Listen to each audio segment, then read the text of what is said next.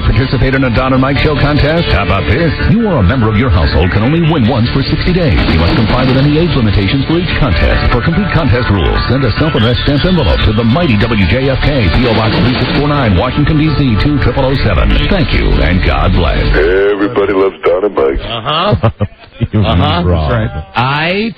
Rob. Rob.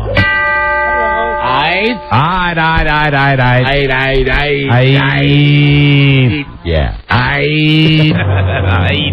Countdown. A countdown. How many days? Robbie Bobby Boo. How many days until Ditka? We will have Coach Ditka on in 6 days. How excited are you? 6 days until Coach Ditka joins us on the Don and Mike Show for the first time ever. How excited are you? He'll be discussing tackling men's health. Hey, you right. gutless wonder. Let's find out who the gutless wonder is. I hope that his mood is good so it won't affect the weather. It's easy to hide behind the microphone, son. Nexus Pro Formula 1000. So once again, although we're getting great guests by the day, as proven by the fact that Bob Schieffer's lowered his standards to be on this show today. Wow. Yes. Our countdown to Ditka? 6 days, Don. 6 days. 6 days to Ditka. 6 days until Ditka. And how cool is it to have Bob Schieffer on, too? That's going to be fun. Cool. Mike Ditka, Bob Schieffer. Where are we getting all these people, Don? What's happening to this show? Impressive. they're climbing out of my bunk. They've been there. No. No. Got excited. They're climbing out. They're climbing out of my body. Can I say that? Sure. They're coming out my ears. Sure. They're coming out everywhere. Ditka. Happy birthday, Buzz. Thank you. Happy birthday, Buzz. Thank you, everyone. Happy birthday, Buzz. Yeah, just a second he can open this stuff up. Let's do the pre-show. Mike's excited. We're going to do the pre-show first. Can we do the pre-show now, please? No, we got some groaners today. Okay. And then we've got let me see, besides Schieffer and Deed, come on. We're going to get to this point. You know how it is? You know how I am with stuff? When I give people stuff, I want to get it over with. You wouldn't even have known if you hadn't told me. If I hadn't called and left you a message. That's why you're a buddy. That's right. Do to everyone. It's like one of the nicest things you've ever done. Well, it's a stand-up thing to do. You're a stand-up guy for paying off your bet in spades, no pun intended. I forgot. No, you remind me. Yeah, it was nice of you. And he instantly 510 your massage on Monday. May I make an offering though? I think Buzz was pay it off in spades. Buzz was a little lackluster in his reminders this year. Really, you could have reminded us at least once this year. This is Your Majesty Jackson. Happy birthday, Buzz. Thank you, Your Majesty. I mentioned it last week, and there were objections, so I didn't mention it again. All I know is that my pal Donnie, DONI, was looking out for me, and I feel good about it. But Mike, I have great news for you. What's that? That no longer must you bear the burden of being the forgetful one. Really? Because, let me first say, how are we getting all these great guests? Well, Beth Ann McBride, she's a great producer. Right. She's getting us good guests. Mm-hmm. She's a great worker bee. Mm-hmm. She's a really good earner. She's a good earner. Very sweet person, too. She had no friggin' idea it was Buzz's birthday. And she should. No idea. That's like what she does. So are you ready to give her some crap, Mike? Yeah, because isn't she the one that called me thoughtless? Go ahead. Here she is. Hello. Hey, nice going. I know. Nice going for getting Buzz's birthday. It's not too late to put together a thoughtful email. It's quite simple, Beth Ann. Some people are thoughtful. Some people aren't. And I guess you've fallen into the thoughtless category. It's the crazy Beth Ann. The jingle, I mean. And after coming in here and calling me thoughtless. I'm sorry. Well, don't apologize to me. There's a man over there with a bright blue shirt on today. a bright, tight blue shirt on. Yes. Who's Buzz, very I'm so upset. sorry I forgot your birthday. That's quite all right. Okay, so anyway, and as you'll find out when Buzz opens my card on the radio, hopefully soon. You'll find out. You will find out that I cared, and I selected a card especially for him. Okay. Yeah. All right, see ya. Okay, bye. Wouldn't want to be ya. Bye-bye. Here she goes. There you go. She's great. She gets all the great guests for this show. She does. And you know how she's able to get such great guests? Because none of them want to be on satellite radio. Right. All of the great guests want to be on regular radio. That's right. Mm-hmm. Regular radio. Hello. Well, hello there, Mr. Shannon. Hello on regular radio. This is Michael Scott Shannon. Well, hello, terrestrial Michael Scott Shannon. I'm Mill Drysdale, president of the Commerce Bank of Beverly Hills and personal banker to Granny. Granny! Before we start the countdown, a story. There was a little boy born in the late 1800s in Kansas, in the heartland. That boy today gets his picture on a Smucker's jar. Yes. By Willard Scott. I want to say happy 100th birthday. Thank you. You know him as Buzz. I know him as Lil Mike Elston. There he is. Happy birthday, Buzz. Thank you very much. Happy birthday, Buzz. Proud to be 100. Hello. I hope you receive lots of money. What member of the Bush administration has wandering hands? What member of the Bush administration has wandering hands? Condoleezza Rice. Oh, dear. Is there another? There's only one more. Oh. Hello. Hello there, Mr. Shannon. In what movie does a spoiled rich kid skip school so she can make a homemade sex tape? What movie? Paris Bueller's Day Off. Hey, now. Hello. In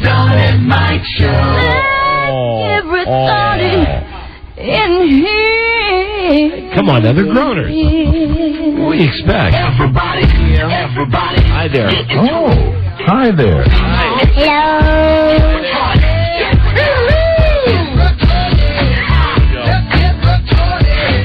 Hello. Hello there. Hello. Yeah, I see fish. Hi, Donna Mike. We appreciate it. You can call Don and Mike anytime from anywhere in America. 877-365-3636. They're ready to believe.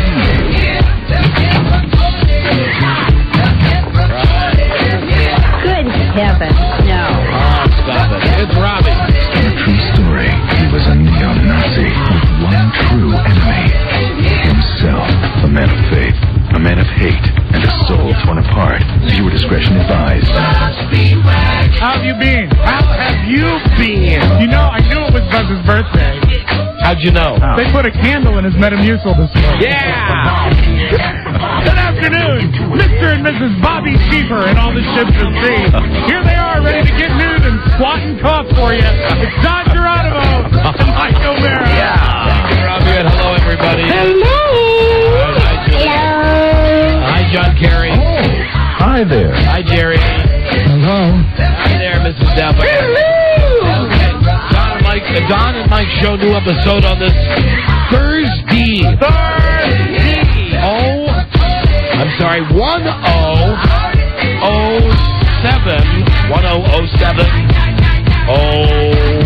Hi, Don and Mike. Buzz Burbank here. Hi there, Bubba. No, he's not retarded. Don and Mike show new episode this Thursday. It is Rocktober 10th. Rocktober. 2004. From America, 877-365-3636. From Canada, from Mexico, 800-636-1067. And here in D.C., 202-432-1067. Wonderful. If I could give a quick plug tonight, there's not even... Oh, Buzz, before your birthday. Two things. Yes. Three things. Okay. First, plug tonight for me. Cigar Family, the Arturo Fuente Cigar Family charity event. That's why I'm wearing a tie, and I'm going to be hosting that tonight out at FedEx Field because I love Fuente cigars, and I love Carlito Fuente, and blah, blah, blah. Anyway, it's the Cigar Family charity event tonight at FedEx Field. Wonderful. And I know that it's sold out, so I'll see you there. Very good. Second, Yes. my brother James has called. I don't know if we have room for him on today's show or tomorrow's show. He has health news. Okay. He wants to talk about his health news. It's not good. No, it's not great health news. No, and that's a drag. No, but he wants to talk about it. Yeah, all right, well, we're here. And also, he's up for it, according to Jim. You know, according to Jim's source. And today, according to Jim, it's kind of heavy. Yeah, well, no, you know, I said to him, I don't think today's the day necessarily to come and talk about his illness. Yeah, right. You know, plus, I don't want to be branded as the guy who's got, and first I'll be saying he doesn't have cancer, okay? Right. But I don't want to be the guy to get my brother on the show and like say, hey, look what's wrong with him. You don't want to exploit your brother. No, of course not. I know you, and then what it is, your brother's coming in because he has said to you, no, I want to talk about it. No, he does. He does. So I told him this morning, he talked to Frida, as a matter of fact, about what's going on with him, too, for a long time. And I had to talk him off the ledge in this regard that he wanted to come on the air. Right. He wanted to come on the air today. You know my brother. Mm-hmm. He's like, live every day. What the hell, dude? I'm ready today. So whether we get him on today or tomorrow, I just wanted you to be advised that he may bring up his health. Okay. Right. So that's that. But he's ready for, according to Jim, and if he calls in, we'll take his call. Now, Channel 9. Spotlight on Channel 9 today. Now, they've got the lovely Tracy Neal. Yeah, now they had J.C. Hayward wearing one of her great-looking wigs today, doing the noon news. Big wig. The King Tut wig?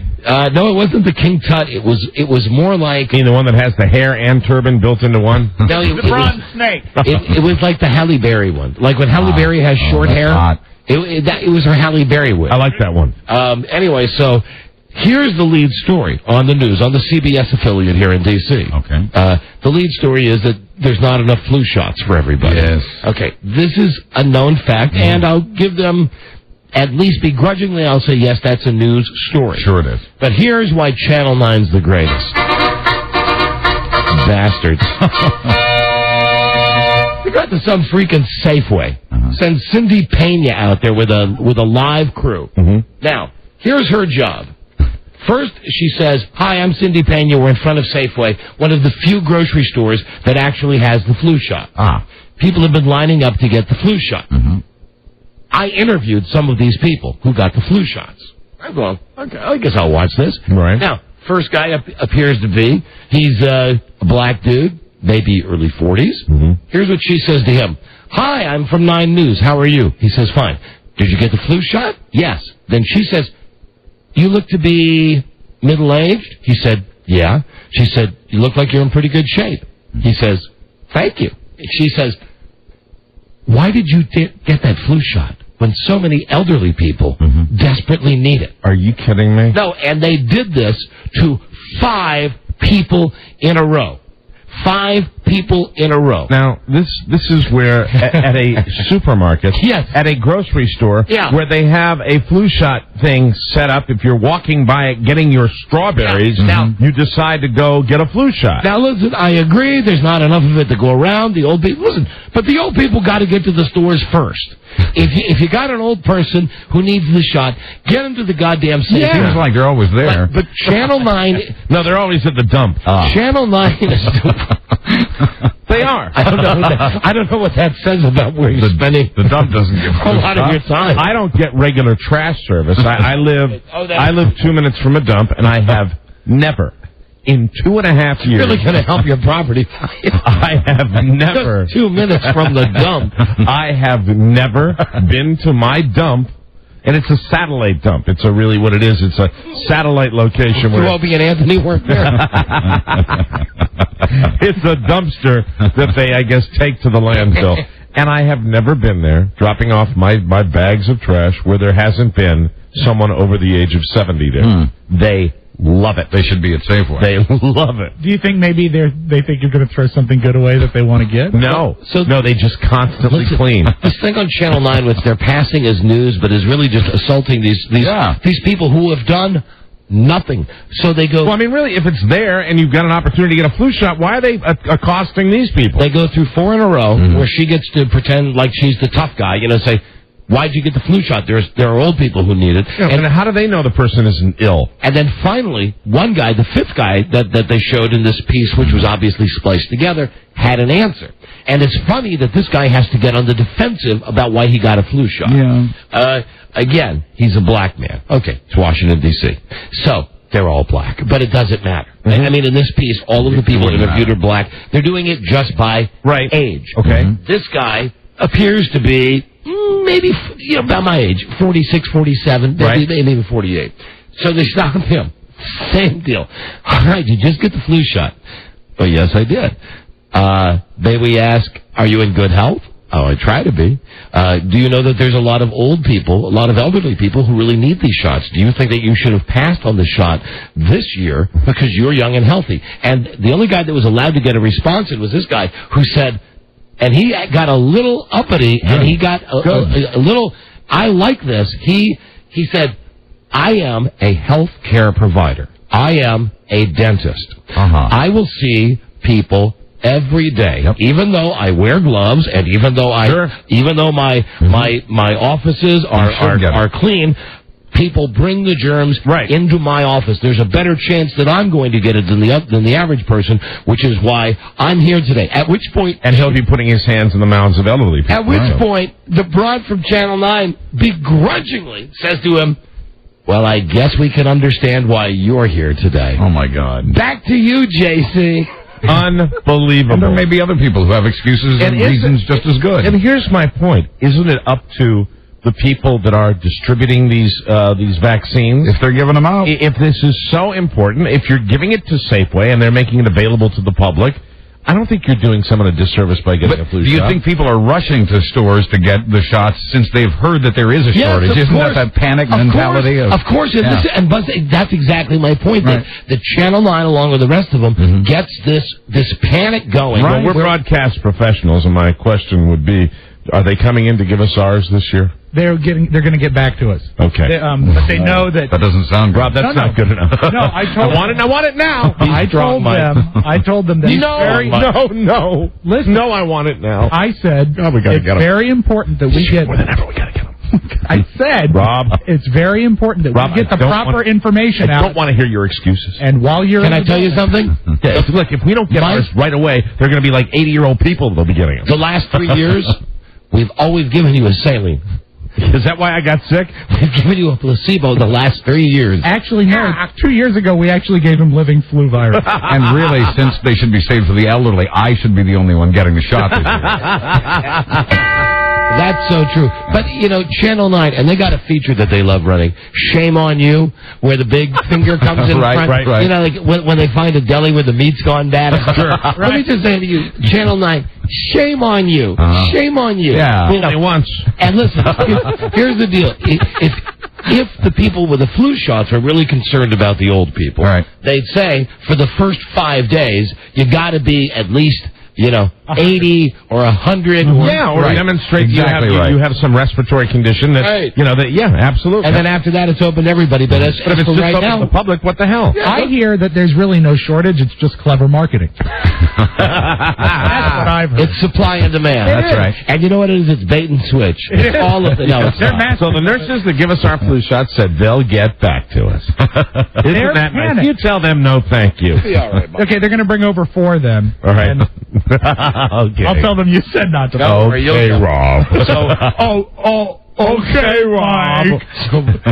And Mike, yes, as I mentioned in my message left on your home machine today. And thank you for reminding me of Buzz's birthday. Oh, you're welcome. Come on. Thank you from me, too. Only a buddy would do that because I didn't want you to be hanging here today. Very nice.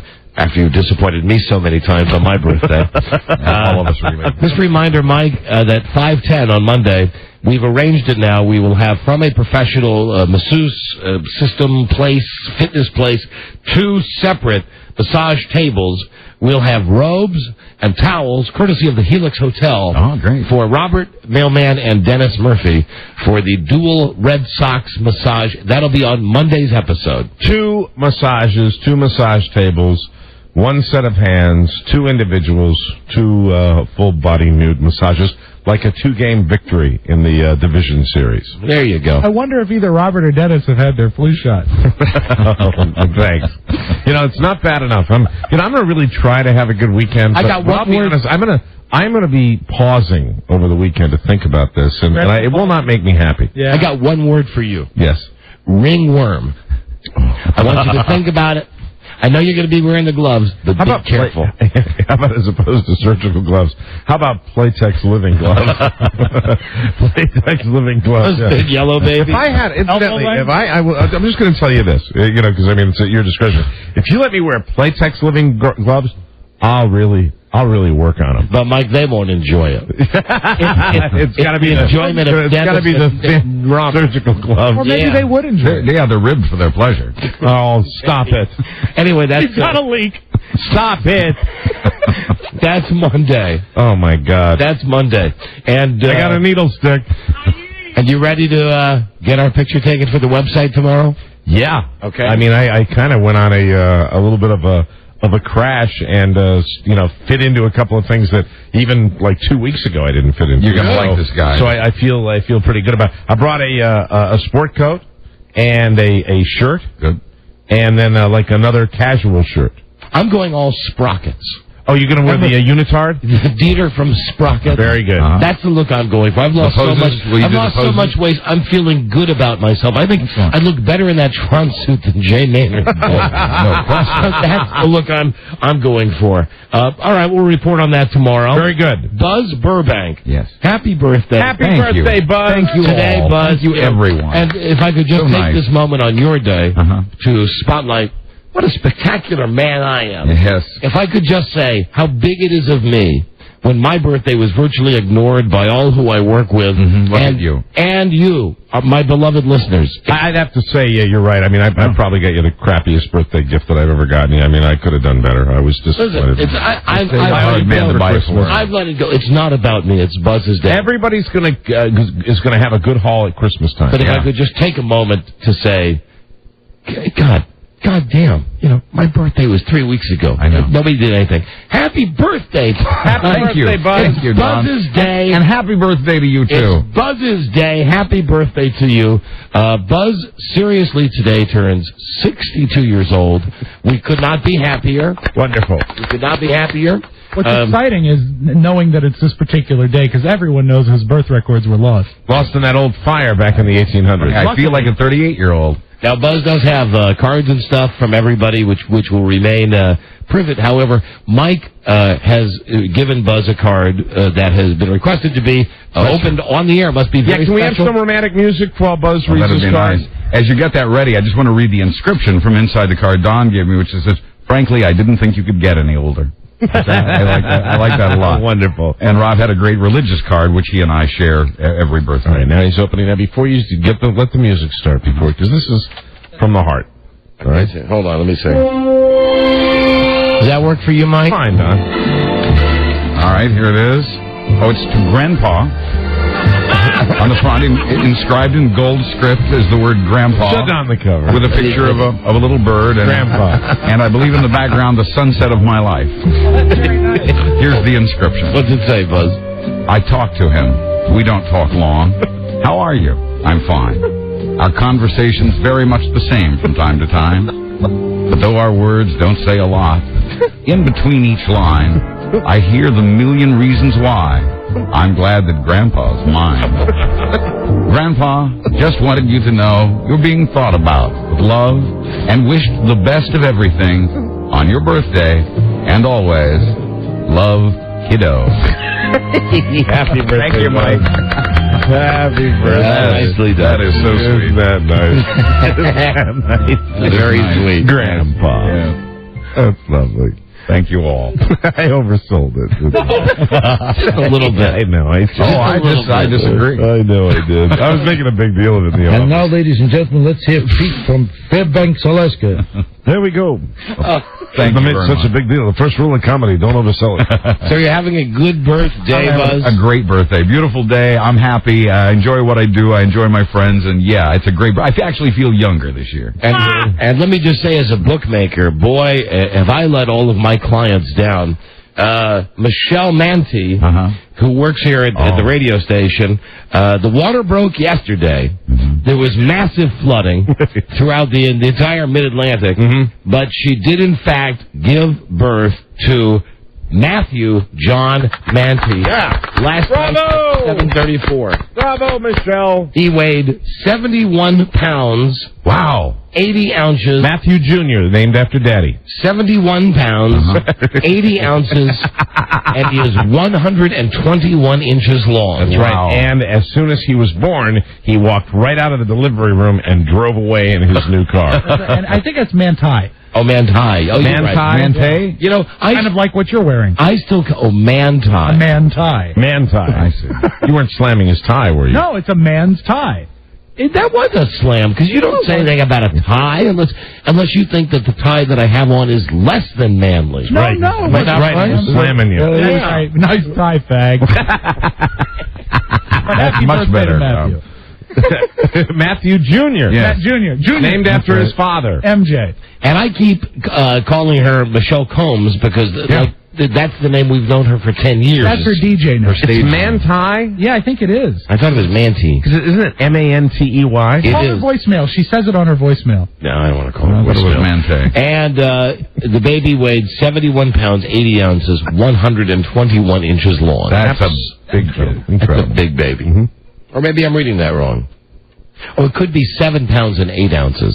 Oh. And 21 inches long. Well, either way, you Or it were could off. be, I think it's 7,180 pounds. Now, hold on. Let me just show you. I know what I was doing here. I know. Look at the way Beth Ann wrote this. Couldn't you, at first glance, wouldn't that almost look like 71 pounds? 71 pounds, 8 ounces. You did that on purpose. It is Manti. 210 inches long. That's excessively long. Absolutely. So anyway, you know, I had predicted. I'm sorry to all of my guys out there who bet on my tips. I had told you she wouldn't give birth till next July. Well, I know the London bookmakers are happy with you. But boy, oh boy, is that something? That's a huge baby. The offshore betting community. That's a huge baby. Now the question is, Rioting in Antigua right now. how fast until Infinity gets her non-pregnant ass back to work? You know what she's, I've never known of anyone that worked as long as she did here. Yeah, up until the baby was born. Literally the day before the baby. She was on her feet the day before the baby was born. She worked past the due date. Right. She had the weekend where she was supposed to deliver the baby, and she told me she worked on the weekend. Then there was Monday and Tuesday she worked. She was supposed to give birth last Friday. I think the deadline for her, she loses her job if she's not back here the Wednesday before Halloween. That's fair. I think that's the way it goes. That is nearly 3 weeks. I know. I think it's too generous on your part. That's what I've heard. I've just heard that, but I mean not a day later. I should be back next week. Very good. Guys, still a fertile joint, this place. This place is very fertile. Can I just say something as someone who has to look at the bottom line? Yes. Let's be honest. What? It's Thursday. Couldn't she close some business on the telephone from her hospital room? Oh, she'll be working the whole while. You think so? That's the way I understand it. You know, and as soon as the soreness goes away, she'll get the laptop. She has to do a sponsorship billboard every time she hits the call button for a nurse. She's done the whole baby on trade. Oh, hold on. I can't turn my email. It takes it'll be easier for me to tell you what's in the email than to actually send you the email. Is there any truth to the rumor they're putting a crib in Wendell's old workspace? Assistant Chief Baby Engineer. In an effort to exploit every possible dime that they can out of this radio show, one of the salespeople sent an email to me that got filtered through Beth Ann. Would you be interested in this? They're always pitching us on commercials. Someone who wants my kid to do a commercial for some place that buys used textbooks, like for college students. Oh, interesting. And I wrote back, why not get a commercial for a pawn shop? Really. Listen, I love my kid. I love having him on the show. I'm Bart's source. Books cost too much. He's just a kid now. Don't whore him out. And for God's sakes, don't ever ask him about it directly, because he'll say yes, because he'd do it for the money. Yeah, he'd do it for the buck. He would do it for the money. Sure. I mean, Jesus. Come on. Well, who are they asking, you or him? No, they were asking, well, hold on. You get this. Stan Freeberg's kid got started by hawking encyclopedias. That's not the first time. Textbooks. I'm Bart, and these are the best textbooks I've ever read. AOL. I guarantee it. AOL. God, there's so many goddamn AOLs now. Yes. What do I want? 8.0, 7.0, AOL for broadband. Broadband. I always turn my textbooks right into beer. Mm-hmm. I always thought if they would actually, like, a total beverage buy the textbooks, it would have saved me a step. It would have been great if they could have sold beer at the school bookstore. I know, and I kept asking. Virginia Commonwealth University and American University, but when we went there, Yes, right. beer was food. Hold on a second. Who's on the hotline? Hello? Hey, give work to Bart. Get him off our payroll. Baby. Hey, darling, hold on. Hey, now we've got the practical member of the family calling us. Honey, no, I'm negative. calling Bart. I'm telling Negative. He is not Cody Gifford. Negative. You're darn right he's not. Cody Gifford's cute, but let Bart work. Hold on a second. I'm just getting to my mailbox now. We have the slowest internet connection here. Sure Hold do. on. Okay, online mailbox. Seriously, I mean, really. I've got mail. I'd like him to get a head start on some career so we don't have him hanging around when he's 27, 28. Never too early to start a career in advertising. Yeah. Hey, I'm not kidding about this. And he's slick enough to be in advertising, too.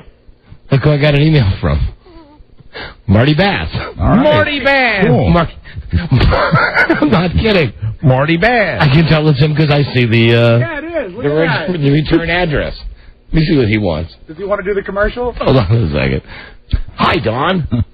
I got your message from Beth Ann about the Ravens game and about doing football talk with me. Oh, okay. Hold on a second. That's something else. That's about. Let me go. Old mail. Here we go.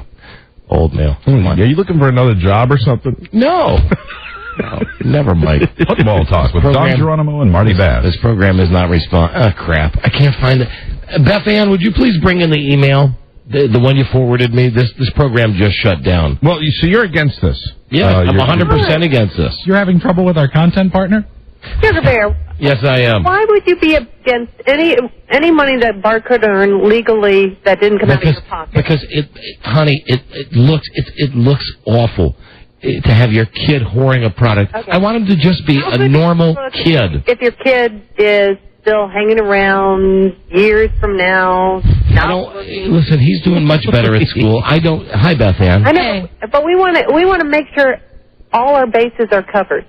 Honey, I'm not going to whore him out. Beth Ann, do you have the email? I got rid of it, and it wasn't even for money. It was for books. Oh, I want that. Oh, he won't do it then. It was just trade. That doesn't matter. It was just trade. Yeah, never mind. What is Marty Bass writing me about?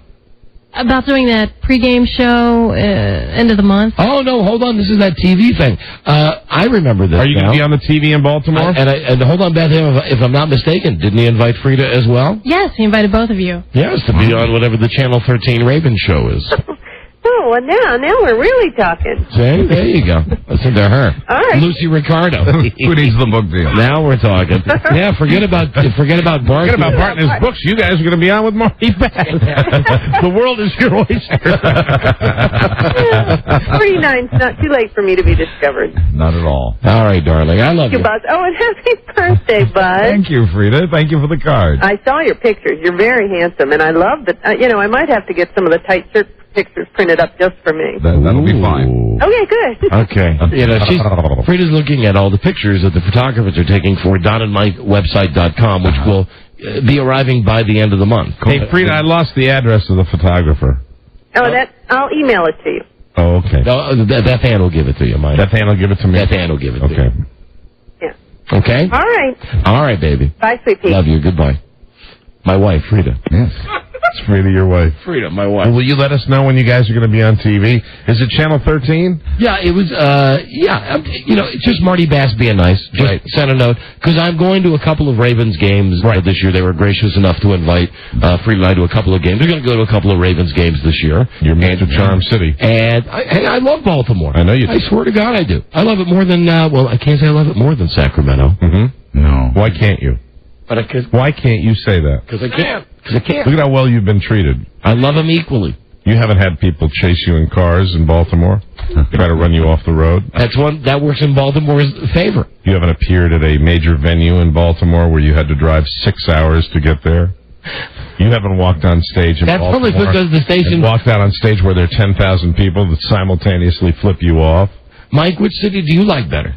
I like Baltimore better. I love Baltimore. Do you love Baltimore? You don't love Baltimore. You don't love Baltimore like I do. I love going up to Camden Yards. I love the baseball up there. It's great. It's fun. It's a great place to go. I love a great little Spanish restaurant in Baltimore called Tio Pepe up there. That's a great place to eat. I love the Inner Harbor. Of course. I love Fells Point. I dig Baltimore. Sure. I love Baltimore. Berlin. Easy. Rob, you based that simply on the train. It looks so driving nice. through that part of Baltimore. Burned out Berlin. All I'm saying is that they're poised for a comeback. The greatest people in the world. Baltimore. Anyway, listen, whatever. It's Baltimore. I love it. I'm going there. I love it. And Marty Bass asked if Fried and I would be on the show. And listen, I understand that it's garbage. And here's what I mean by this. It's the show that's now on... be careful. Yeah. No. This will be fun for you. He'll get back to Marty Bass and he will disinvite you. No, here's the thing. It's the show that's on Channel 13 after the Ravens game is over. Right. So after the game is over... So it's live? Yeah. At the stadium, like the wrap-up. The only people that watch that are the dopes that really, really believe... That eat, breathe, and sleep the Ravens football. Yeah, because even a rabid fan, by the time the game is over, you've switched to another game. They're only doing this with the thought that they can hold on to some viewers. All the TV stations and all the markets do this. Sure. When your team's game is over, who doesn't switch to the other channel to watch the other game? That's right. So it's just a ploy to keep people tuned in. Very good. We'll see if it works. And it's flattering, but ridiculous to think that anybody would stay tuned to watch me and my wife talk about the Ravens game. Well, but I mean, TV is TV. But we'd be glad to because I love Baltimore. Right. I love Baltimore. Mike, I got dibs on that. Yeah, well, you can have that because I mean, you're Mr. Ravens. I mean, you go up there and didn't you travel with the team? Yes. I mean, come on. I got dibs on Baltimore. I got dibs on that red Crest toothpaste that I like so bad. Cinnamon Rush. I can't think of anything that would, allow me to trump you on Baltimore. I got dibs on Diet Vanilla Coke. Except maybe one thing, but what? I mean, well, one of my children was born in Baltimore. Yeah. That's just because that's where the best doctors... Isolate that sound. That's just because that's where the best doctors happen to be. But of course, Johns Hopkins University. Yes. Johns Hopkins Hospital, the best in the country, in my opinion. Another jewel in Baltimore's crown. And another reason why I love Baltimore so much. But you have dibs on Patty Modell. You bet I got I was even thinking about bringing my cinnamon toothpaste into the radio station, but then again, you would have accused me of squeezing out half the tube. You would have said that it was just a ruse. Just to bring in my half-empty tube of toothpaste to show you that I've been using it for well over a month and a half. It's a few things I got dibs on. I know, you got dibs on. Giant Vanilla Coke, Opus X cigars. I got dibs on the massage table. Done. Sold. Yes. And since I'm doing that, am I allowed to say congratulations to the Red Sox for winning their second game in a row against the Anaheim Angels? 2-0. Look at them go. For some reason, because they're 2-0 and they're going back to Fenway because everything is pointing in the right direction right now, I'm afraid. I'm very, very afraid. Don't worry about it. Not with the Angels, Mike. Worry about it the next series. You got this Angels thing done. Okay. We got a break now. Bob Schieffer's coming on, so we really have to... It's a rock hard break we have to hit. A question, though. You've seen the ad for the Michael Vick ride? Yeah. I got this thing in the mail, and I can't tell the people from Nike if they're so slick or if I am so stupid. That you think it's a real ride? Here's the thing. I got a map on the back of this thing that leads to the Georgia Dome. Okay? It says here's how you get to the Michael Vick Experience. Just off Martin Luther King Drive, of course. I bet you get some good drugs there. You get good drugs on any city on Martin Luther King Boulevard. Every town, yeah. Martin Luther King Jr. Drive Southwest. Turn on to Northwest Drive, Northwest 41. Turn right at Georgia Dome and to Georgia Dome Drive, Atlanta, Georgia. Yeah. What's your point? Looks like. You think it's a ride? Looks like it's no. They're giving you directions to the Georgia Dome where Vic plays. Listen, here's my thing, Mike. take a look at this brochure during the break. Look like a And I'm telling you, I'm a mook, I'm a moron. Even though I have a man tie on today. And thanks, fag. Hey, no, I was not. Thanks for that, man tie. Merely a pronunciation Man guide. tie, that's how you say Michelle's last name. Man tie. Man tie. Is it man tea? No, it's man tie. Man tie. Man tie. Now, you're looking at that, Mike. Does that look like that's a real ad or a fake ad? Well, it's a fake ad for it's not the Michael Vick Experience. That's just a fake ride. Sure. Yeah, this is an ad for shoes. Sure. I'm sure it is. This is an ad for shoes. I've had the Michael Vick Experience. It's 1 and 3. Hey, Buzz. You get the ad also bitter. for the Steve McNair Experience, where you get to sit on a bench for an hour. Hello there, Don and Mike Show. I want to ask Dawn if this was like the time that Michael Vick threw the football out of the stadium in a commercial, if that was real. Yeah, all right. Maybe. Okay, didn't I preface this by saying I'm a stupid man? Didn't I? Well, when it comes to, there's something about football They've made it where you want to believe so bad because you love the game so much. You want to walk down that road into that little ride, don't you? Well, now, why would Nike send this to me in the mail? Oh, you know what they're doing? Nike should know that people that wear Nike products like myself are stupid. You send me something shiny like that looks like there might be a real Mike Vick ride somewhere where you strap yourself in, and I'm sure it wouldn't be exactly like it is in that commercial. Look like Vic. Wear Vic shoes. Before you can try to fill Vic shoes, you've got to experience Vic shoes. But look at the picture. The Air Zoom Vic 2s feel springy. But look at the picture. But look at the picture of the guy getting into that strap-on thing like it's a ride. It's a commercial. Right. That's from the commercial. That's what makes it funny. And when they put him out, all right, Scrooge, he's in a stadium. Okay. Christmas for him. I can't win. I'm just telling you, it's fake. Okay, whatever you say, Mike. All I know is this. I've got the directions. I've got MapQuest. I'm driving there this weekend. I'm driving there this weekend. Excellent. Check it out. God, they do everything though to make it look real. They really do. Yeah. I mean, they especially that picture right down there where you see people in an amusement park. You've got the roller coaster in the back, and they've got the Michael Vick Experience here. No. But it's fake. Meanwhile, 9 a.m. Saturday morning, you're driving around Atlanta. Hello? Really, it might be fake. Of course. You know, I will tell you this. I thought it would be funny to bring it up on the show. And don't you think it would be a great ride if you could design a ride where? Oh man! Why couldn't you? Why couldn't you just have the guy strapped into this kind of shoulder thing like let a roller coaster? Let him put a helmet on, and then you have a big TV screen in front of you and you dodge guys. I think it'd be great. You just go through a ride. Listen, everybody's calling about this. We got to break now because I thought I'd never say this. Bob Schieffer from Face the Nation will be joining us next. Outstanding, Private Pile. This is the Don and Mike Show.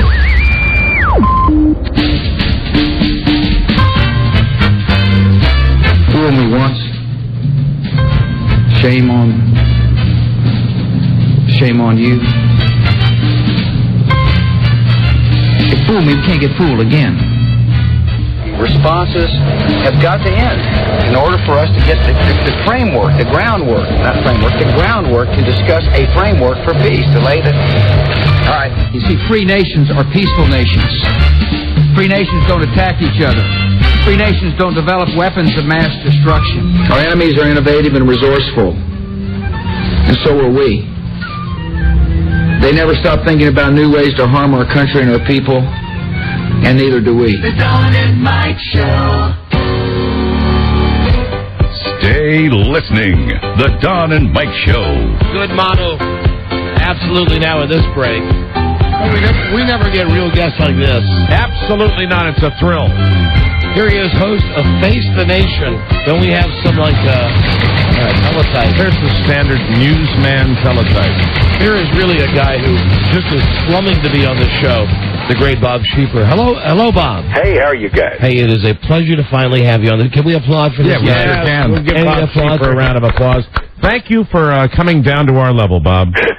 Well, it's a pleasure to be. Now, I know you've been on, other shows that are political shows.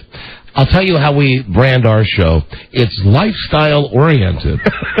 It used to be dirty until the FCC. Right. And we're one of the few guys that are able to do a show without doing the stuff that we used to do before.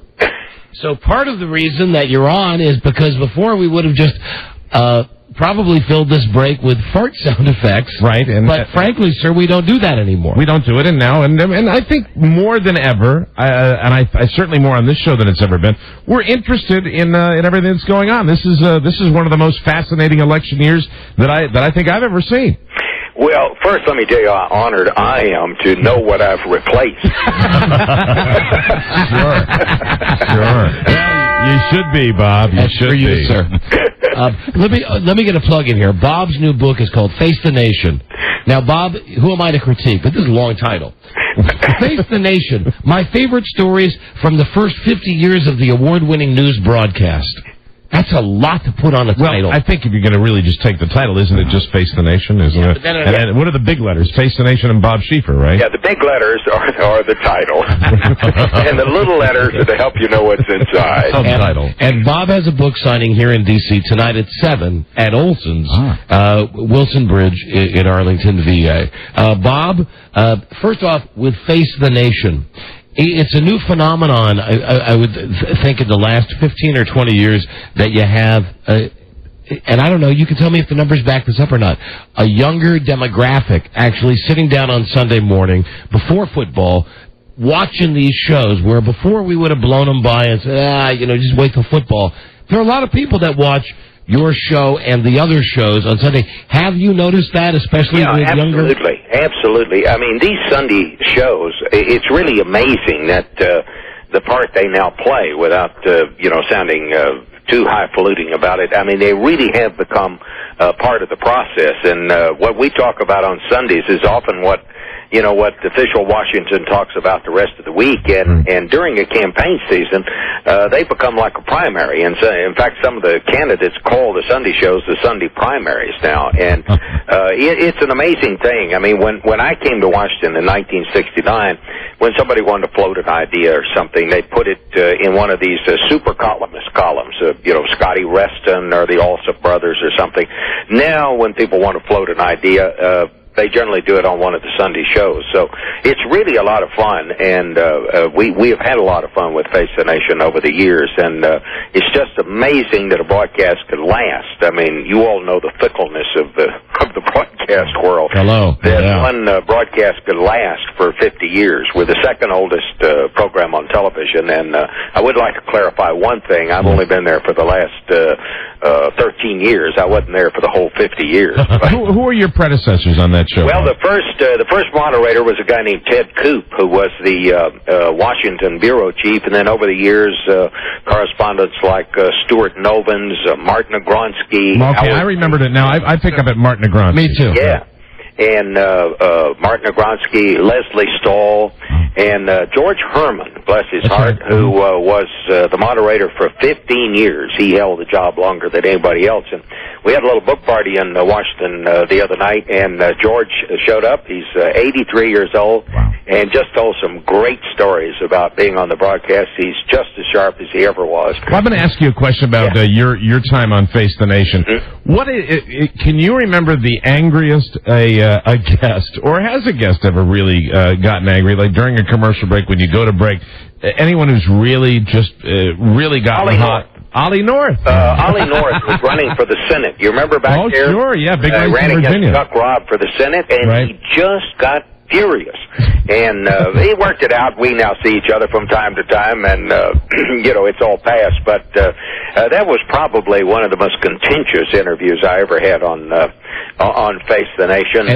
The most surprising one, the most surprising response I ever got from anybody came from President Clinton's lawyer, Bob Bennett. Okay. And he was on one Sunday during the impeachment. It was before impeachment. It was when the Paula Jones thing was going on. And you'll remember she had alleged that the president had certain characteristics in his anatomy that only someone who'd been intimate with him could know about. Right. And so this question came up, and Bob Bennett, this big lawyer for the President of the United States, said, I want to tell you right now the president is normal in size, shape, and direction. and Bob, listen, who am I to say this? But I just want to warn you that we are working in a new environment now.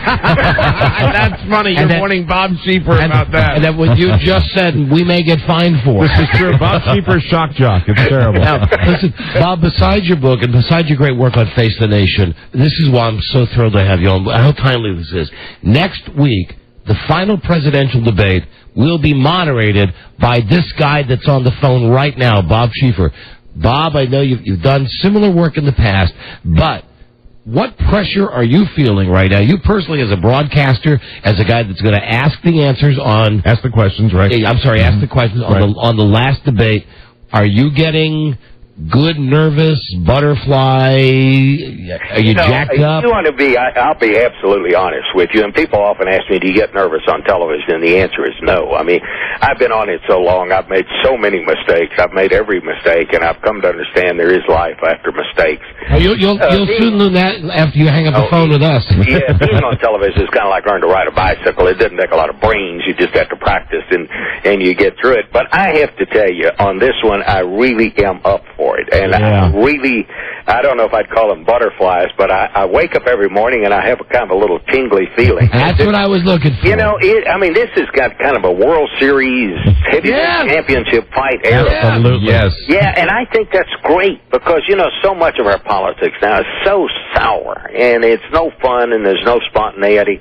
I mean, people are making time in their day to go home and watch these things. I mean, how long has it been since you heard anybody say, I got to get home because I got to watch that commercial? I don't remember it. Bush. Bob, I don't remember this in our history. Since I've been following this, do you remember a time when there was this? I mean, we've had close races, plenty of close races, but I don't remember in modern history a time when there's been this much electricity surrounding a presidential election. Absolutely, and I just think that's great. Mm-hmm. I mean, anything we can do to get some excitement, to create interest in our politics, I just think it's all to the good. And I mean, these first two debates, I thought were just fascinating. I thought they were compelling television, and we're also learning something. I mean, we're actually getting a picture of who these people are, and we kind of get to put them up there and do a little comparison shopping, and I'm really excited about it. I mean, I'm just like a kid going to his first baseball game. Bob, I'm glad you're excited. I'm glad you get the sports analogy because I'm going to lay it out for you like this, and really I'm not blowing smoke. It's like the Super Bowl now of politics. It's the build-up to Election Day. Yeah, whichever way it goes. And it's like got the last one. It's like watching the Super Bowl, and John Madden's going to be covering the game. Mm-hmm. Really, and I mean that as a compliment. Right. I appreciate that. I'd be excited about it even if I were not involved in this final debate. It's I love politics, and I just think anything we can do to get people in this country turned back on to politics. Would you even know? I didn't even mention this when my wife was on a second ago. Mm-hmm. You know what she's doing tomorrow night? No. You know, her friend Marilyn is having a debate party. Okay, yeah. Mm-hmm. Right. Isn't that great? People are doing this. Yeah, I'm too antisocial to go, but my wife is going. I prefer to watch it at home by myself. Well, I think really the way this debate tomorrow night shapes up, regardless of who comes out ahead, Bob, I think you'll agree that even if it's the president or if it's John Kerry, it sets the table for these final two debates are going to be more viewed than ones in the past, I think. I think traditionally the first one has always drawn the larger audience, but they're now beginning to say that the last one may draw an audience at least equal to the first one. That's unprecedented, isn't it?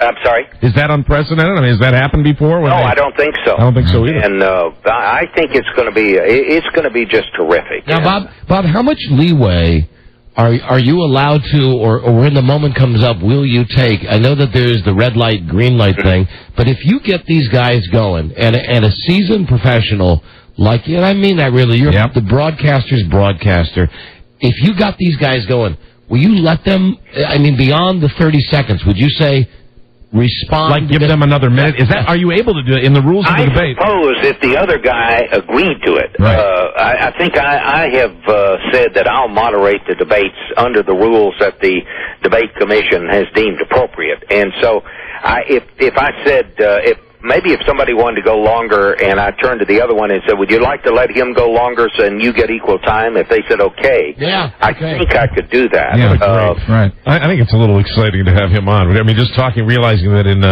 just a couple of weeks we're gonna be seeing next this. week, next Wednesday, next week. right? Yeah, my God. And Bob, when you've been doing Face the Nation, who is, political or otherwise, the funniest guest that you've ever had on? I mean, someone who has made you genuinely laugh, either on the show or off the show. Well, that's a hard one because I'm not sure who I would pick for that. Right, well, then who has a sense of humor that we wouldn't expect has a sense of humor? Well, some of the oddest people sometimes turn out to have. Orrin Hatch. Now, who would think Orrin Hatch would have a good? Okay, that's a great answer. I met Orrin Hatch, and he's right about that. And every so often, he'll come up with really funny thing.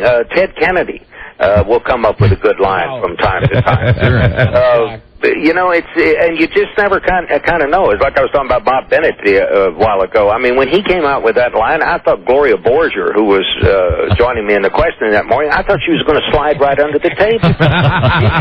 He said later, God, I hope my mother wasn't listening.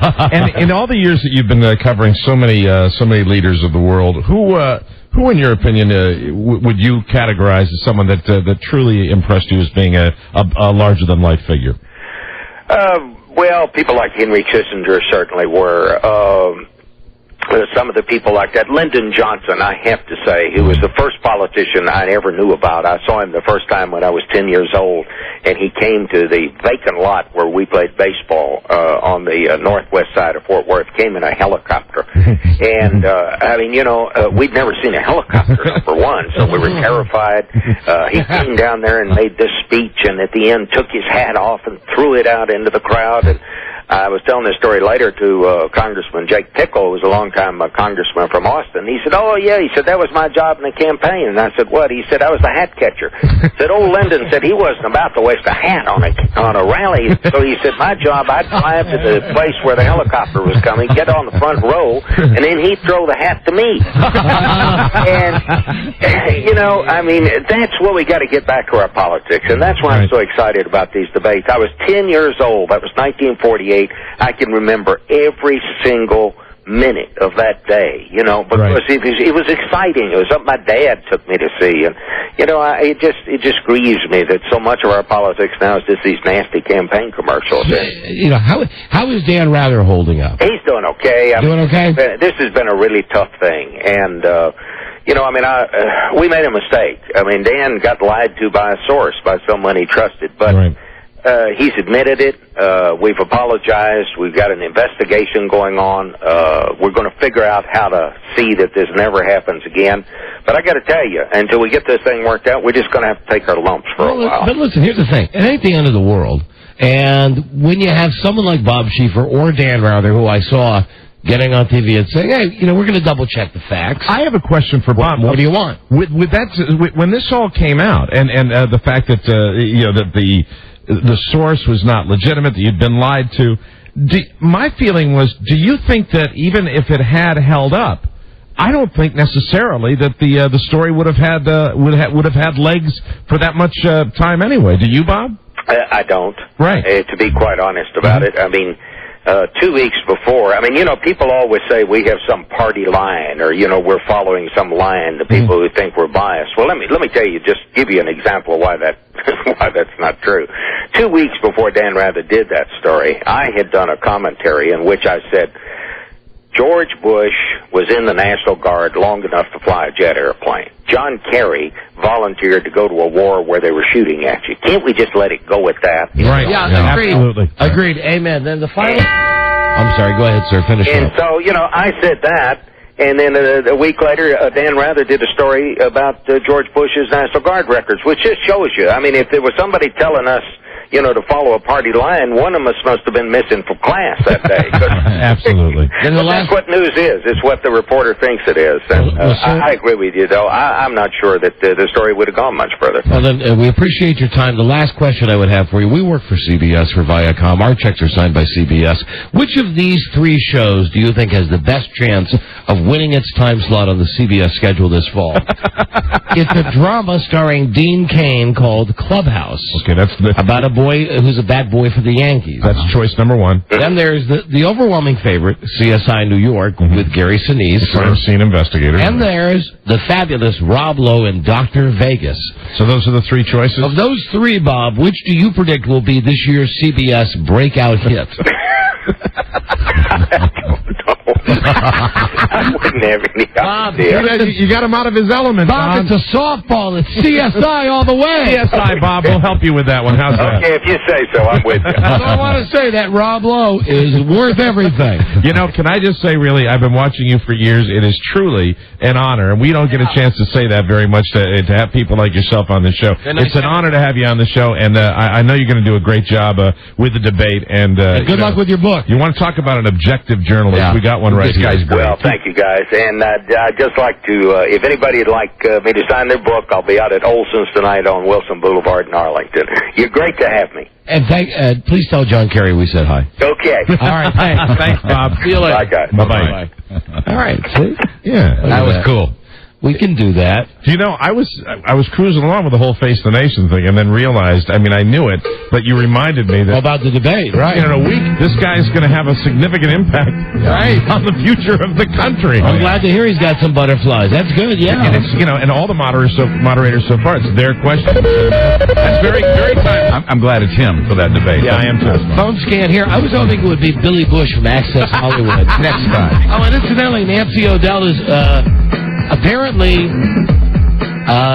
Whatever it is, it only lasted 3 days. Go figure. She's back? Whatever it is that was ailing her. Good. Does she have her memory back? Her below-the-waist malady is okay, and No, it's amnesia, Don. we'll have her on the show today. Your calls right now on the rotating random phone scale, okay? This is where we take calls from anywhere. This is like the polar opposite of the Oh, yeah. preceding 15 minutes on the show. That's why I believe, this is the show that should have the label fair and balanced. Although I would like anyone who calls in, tell us the first time you saw Lyndon Johnson. Although I think many of our listeners are unfair and unbalanced. Yes. How about our listeners telling us if they know who Lyndon Johnson is? 877-365-3636. Your calls live and unscreened. Phone scan comes right up. This is the Don and Mike Show. Take that out. It smells like Has this ever happened to you? You have a load of beer cans, stolen car parts, drug paraphernalia, rib bones, and tattoo needles that could sink a landfill. And a regular trash bag can't hold that crap. It'll just break. Clean that up. How are we going to sleep on the floor, huh? Who's that ass? You need white trash bags. They're double packed to handle the type of garbage that only white trash can dish out. Hey, this thing weighs a ton.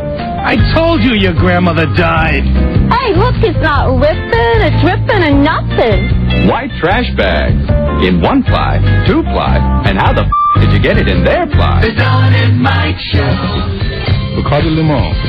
You can call Don and Mike anytime from anywhere in America. 877-265-3636. They're ready to believe. Hello. Silly dilly dookie, yo. I'm an idiot. Yeah, that's true. They are entertaining always. Don and Mike. Right. Yeah. Hello.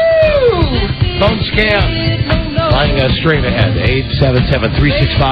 877-365-3636. Tomorrow is Friday. Mm-hmm. Tomorrow on the show, Rich Eisen, as we pick the pros with Rich from the NFL Network. Yeah. Rich Eisen, sponsored by Tower Records, Tower.com. No one has a bigger selection of the music and the movies you love than Tower. Pleased to be watching Rich on his show.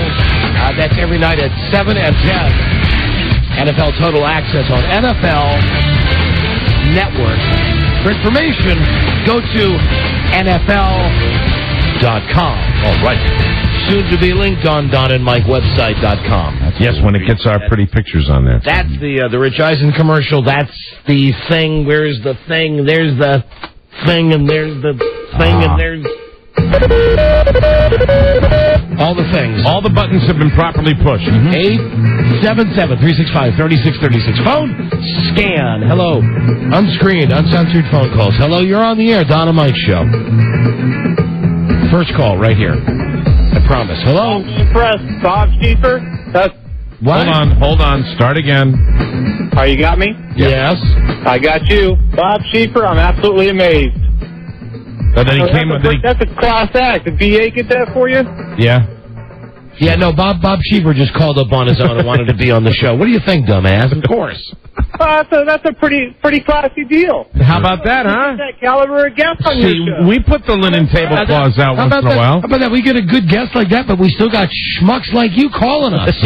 Come on now. Yeah, don't diminish us. Just, it's like when you... I'm impressed. You guys never cease to amaze. It's like, you have a great guest at a dinner party, and everybody goes, hey, I didn't know you know him. Yeah, known him for a long time. And that'd be a great guy to have dinner with. Boy, you'd have stories galore. Somehow you're ruining the moment for us, Now it's getting weird. He'd have stories galore. He has Bob Schieffer's tingling feelings. Yeah, absolutely. Thank you, Buzz. Help me. Yeah, right. Yeah, help him, Buzz. There's no helping you. Help this guy, Buzz. Please run him over. Hello, Don and Mike Show. Hello. I take my funny little honey on the SS Greaseman. I like to single man ski in Hobble-Dee-Gee 101 DC. Whatever. Retards galore. Yeah, they are. Talk about getting back to Earth. Don and Mike Show. Hello. Hello, this is the phone scan. Hello, Don and Mike. Yes, correctamundo. Hey, great job, guys. Just want to tell you thank you for keeping me laughing in the DC traffic. Right on. Well, thank you. Really, there is... Cheever's funny. Almost nothing anybody could say that's nicer. Thank you, my friend. Mm-hmm. Bye-bye. All right, goodbye. Bye now. Good for him. Well, no, Mike, that's how we like it. Yeah. Hit and run if you're going to be nice. Yeah. Just get in, say it, and get out. Oh, they're all upsetting. Hello, Don and Mike Show. Don and Mike. Yes. Hi, this is Mark in Stockton, California. I just want to say there's some really good heroin on Martin Luther King Drive if anybody's looking for some. So no matter what town you go to in America, you can find the good stuff on MLK Drive. Right. Could be a song. Don and Mike Show. Oh, hey, Fred. How would you like last night? Okay. He was doing the Eddie Murphy Raw thing. which Rich Eisen was doing on his TV show the other day. Was he really? Remember I told you that? He just did just a brief little aside. Right. He's a funny man. Hello, Don and Mike Show. Yeah, yesterday when you were doing that thing about if you can change our minds in 30 seconds about who to pick, until it's statistically impossible with the die, I can't decide between Carrie or Nader. And like I said... Hold on. Are you using a die, which is singular, for dice? Yeah. I've got 1, 3, and 5 for Nader, 2, 4, 6 for Carrie. That's how most voters do it. It's physically impossible for it to come the other way. I'm rolling a die. That's about the only way I can pick on it. All right, Somebody rolling you into the nearby institution? Hold on a second. Do you have the die in front of you? Yeah. Okay, then you can stop being an undecided. So what are the numbers for Carrie? Well, at the present time, Carrie is 3 rolls ahead. But No. Wait a minute. This is a one-roll deal. You roll the die one time. Now what is Carrie's 1, 3, 5? No, I think you do it a different way. I think do you have 2 dice or do you have 1? I got 1 die. Started rolling September 1st, and whatever one comes up, I mark it either for Carrie or You're an idiot. Get off the phone. The problem is that there are too many undecided people out there. Isn't that scary? And at this point, I mean, we yelled about it yesterday for a long time. How can you not have your mind made up? But what are the odds that we'd have Bob Schieffer and Martin Agronsky on the same show? Hello, Don and Mike Show. And that guy's been rolling a die Since September 1st. singular for dice every day for a month and a week. Still can't decide. Hello, Don and Mike Show. How we decided the last election. Hello. Hey, Don and Mike. Hi there. Hey, this is for Buzz. Happy birthday, Buzz. Why, thank you, sir. I was just wondering, what happened to your favorite lover, Jorge? This would be a perfect day for him to call in and... That is a wonderful question. Where has Jorge gone? I don't know. He doesn't call. He doesn't write. I thought I'd hear from him today, but still nothing. I don't know why. I don't think we're violating any standards when I repeat Jorge's greatest line ever. About the toothbrushing? Yes, he wanted to brush his teeth with Buzz's love. Hello, Don and Mike Show. Hi, Donnie with an I, Mike. Happy birthday, Buzz, and I've got a question for Rob. Oh. Yeah, okay. Okay, Rob, now, in advance, if this is too stupid of a question, my mom's a whore, but I would like to know, what is the status with you and your wife, because you guys keep making fun of her. She's like, great. Is she good? She's great. Well, no, like, but in all seriousness, my question is, because sometimes you talk about her. You want me to be like, serious, sir? Yes, please. All right. Take pen to paper and jot this down. Okay. Pen in hand. Carrie, my wife. Yes. Regretfully. She is fat. She's fat? Get out of here, please. Oh, God. Hello there, Don and Mike Show. Hi, first thoughts and prayers to the family of James Force. And secondly, well, listen, hold on. When you talk about Jimmy, I shouldn't even have mentioned that thing with him being sick. Like I said, it's not what you think. Right. Okay? So my fault for mentioning that. okay. And about your show, when you're hot, you're hot. Thanks a lot. Thanks a I lot. could have said that to Bob Schieffer. That's for sure. Thanks, Bobby. Don and Mike Show. Hello. Dynamite. Yeah. Hey, it's Robert from Las Vegas. Hi there, Robert. You guys are great here, and you need to be on an FM station here. You know, I agree. I think I've heard the station out in Las Vegas. Maybe I didn't hear it clearly because it was after a night of losing. But out where I lost out in Las Vegas, but it's not a strong station. I wish we were on an FM stick out there. Well, you know, like I said, you know, we got what are we looking at? 15 months? I think it'll be less than that. I really do. Okay, my friend. The reason that I called, the guy that shot at Siegfried and Roy's house, Cole Ford. Yes. Football player. He was a kicker for the Raiders in '95. I thought you would know that, Don. Yeah, well, I asked Don yesterday. I mean, he was a kicker. I have never heard of him. A field goal kicker. I have never heard of him. So not really a real NFL player. I like knowing that, but no, this guy's right. I should have had that one. How many years did he play for the Raiders? I believe it was 2 or 3 years. 3, I believe. See, when it goes back to Raiders kickers, I think okay, George Blanda. Then you get to Ray Guy. Then you get like to the point where it's like, well, Ray Guy was the punter, right? Yeah, but still kickers, right? Then now I just think as well, Sebastian Janikowski, and he was the head case, right? Yeah, somewhere in between George Blanda and Sebastian Janikowski, the Raiders have had probably 1,000 kickers. Sure, but those are the only two that I remember. So have you gotten any clue as to why this NFL former player shot at them? Thank you, bud. That's all I needed to tell you. My mom's from Horseville. Yeah, apparently. No, that was helpful. Not maybe. I'd like to tell some of our callers. She just visits there. To rehearse the entire script. Yeah. Hello, Don and Mike Show. Hey, guys. I have a question for Buzz. Wow. Okay, go ahead. Hey, Buzz. How could a great American like Ollie North be born on the same day as a commie pinko like you? Was today Oliver North's birthday, too? That's true. That's true. Hello, Don and Mike Show. Were you on the plane with me when Ollie North was on the plane? I don't think so. Are you sure? I don't know. I was on the plane with you when, was the guy... Wasn't Ollie North on a plane with us? And he was like, just like pontificating and lecturing. Oh, and yes. Sermonizing. Yes. And like running his mouth. And by the time that plane landed, you and I wanted to kill the guy. No, I was on that flight with you. You're absolutely right. And he was talking about Cal Ripken, remember? Yeah. Talking about Cal Ripken and the record and just talking about what a great American he is and stuff. And it's like, oh, shut up. Shut up, Ollie. Yeah. Ollie. Wobble, wobble. Oliver. Hello, Don and Mike Show. Gentlemen. Oliver. What a queer name. Unless you like Oliver Stone, then you can pull it off. Right. Otherwise, I keep thinking of that musical. Oliver. Good morning, sunshine. Starshine. And then, what was the name of the midget boy? What? The midget boy from H.R. Puffin stuff? Oh, Jack Wilde. Jack Wilde. Was he in... Wasn't he Oliver, though? Dodger. Yeah, he was the Artful Dodger as well. Artful Dodger in Oliver. Right. In the movie Oliver. Hello. And, of course, there's Oliver Hardy. The great Laurel and Hardy. Right. Yeah, On Broadway, Davy Jones was in Oliver Twist. Thank you. Hello, Don and Mike Show.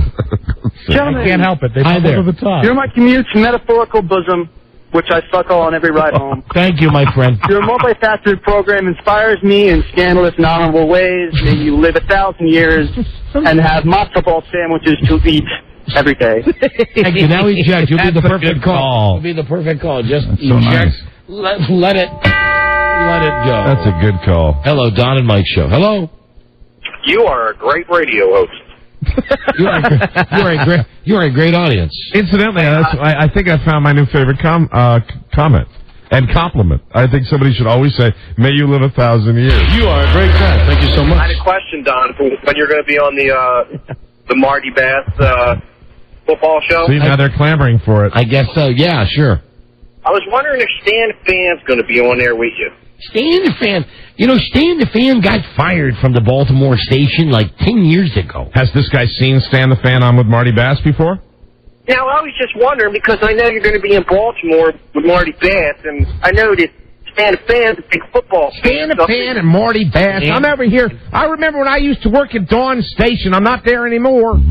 He didn't like me. Hello, Don and Mike show. Hello. Hello. Don and Mike. Right. Yeah. Hey, happy birthday to Buzz. Thank you. There you go. And happy belated birthday to Don. Ah, like you mean it. What can we do for you? That's all I wanted. Okay. All right. All right. Okay. Good job. See you later. Thanks for calling. See you later. Hello. Hello, Don and Mike show. Gentlemen, Yeah. happy birthday to the buzzard. There you go. Hey, 2 words for you, XM Radio. Hey, 3 words for you. No way? For us? Are you kidding? I don't think so. No effing way. I really don't think so. I think Listen, we like where we are, really. We have a contract with Infinity. No disrespect to Howard. He's got a great deal with Sirius Radio.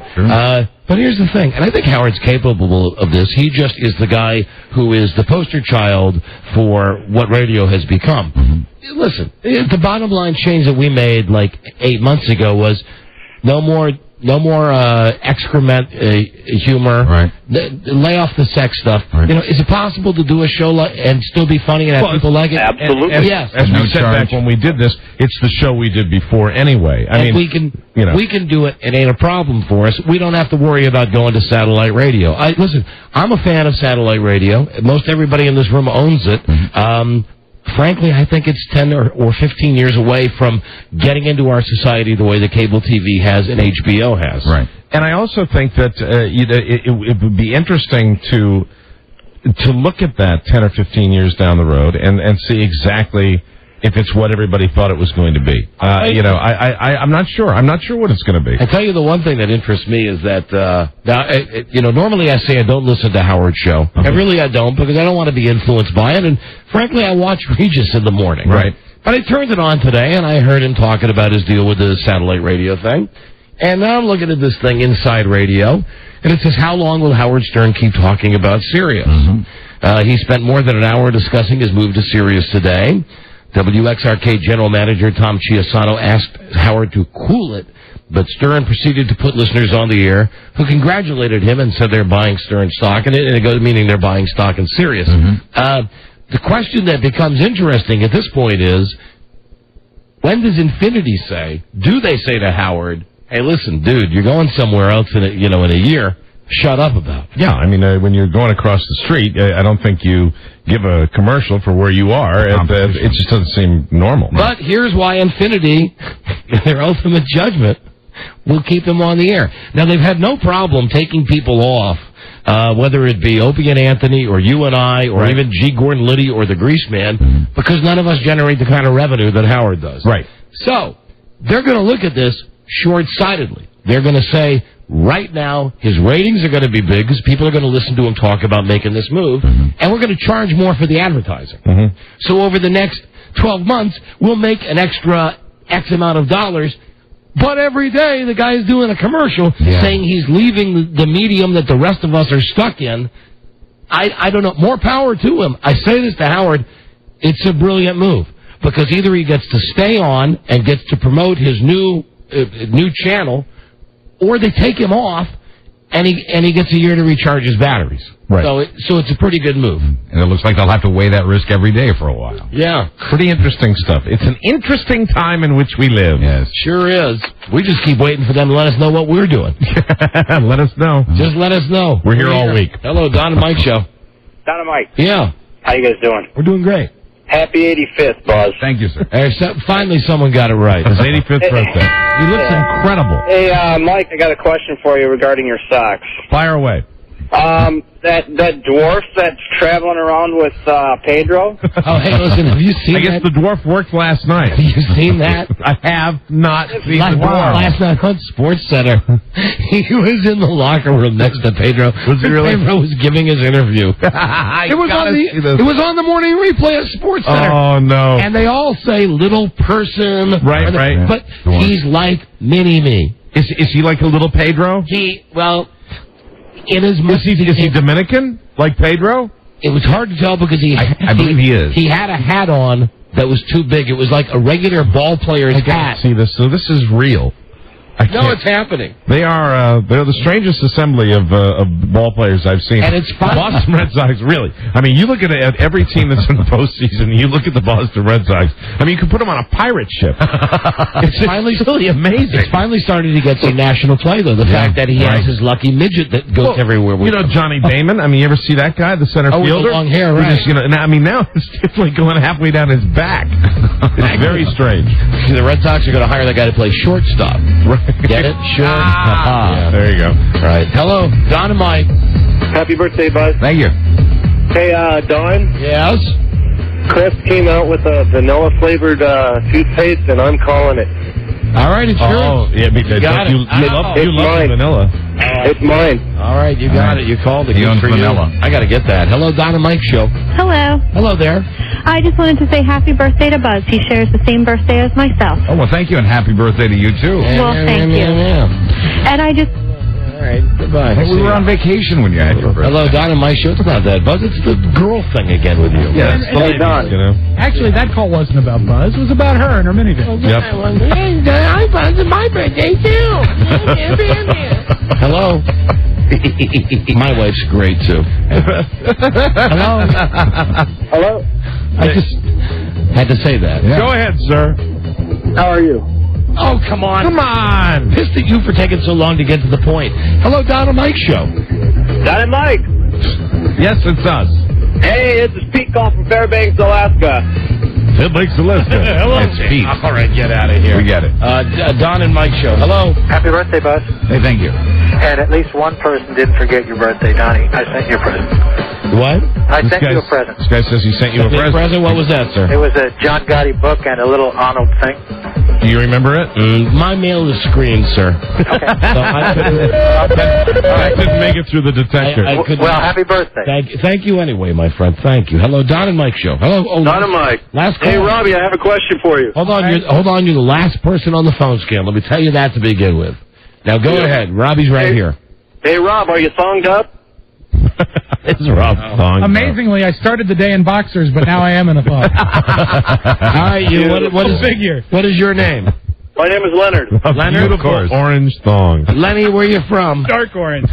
Sacramento. Sacramento. Stay with us. You got the DVD Envy from DreamWorks, Jack Black, Ben Stiller. Envy, now on Divid. Enjoy it, and thank you for listening on KHTK. Beautiful. Thank you, Don and Mike. A thong the color of a rich sunset. Or nuclear sunset. Or very autumnal. Yeah. Crimson. He's got his autumnal thong. We'll be right back to find out, speaking of that color and the location of the color we were talking about, Nancy O'Dell. We'll find out what the hell's been wrong with this girl for the last 3 days from Accent Hollywood next.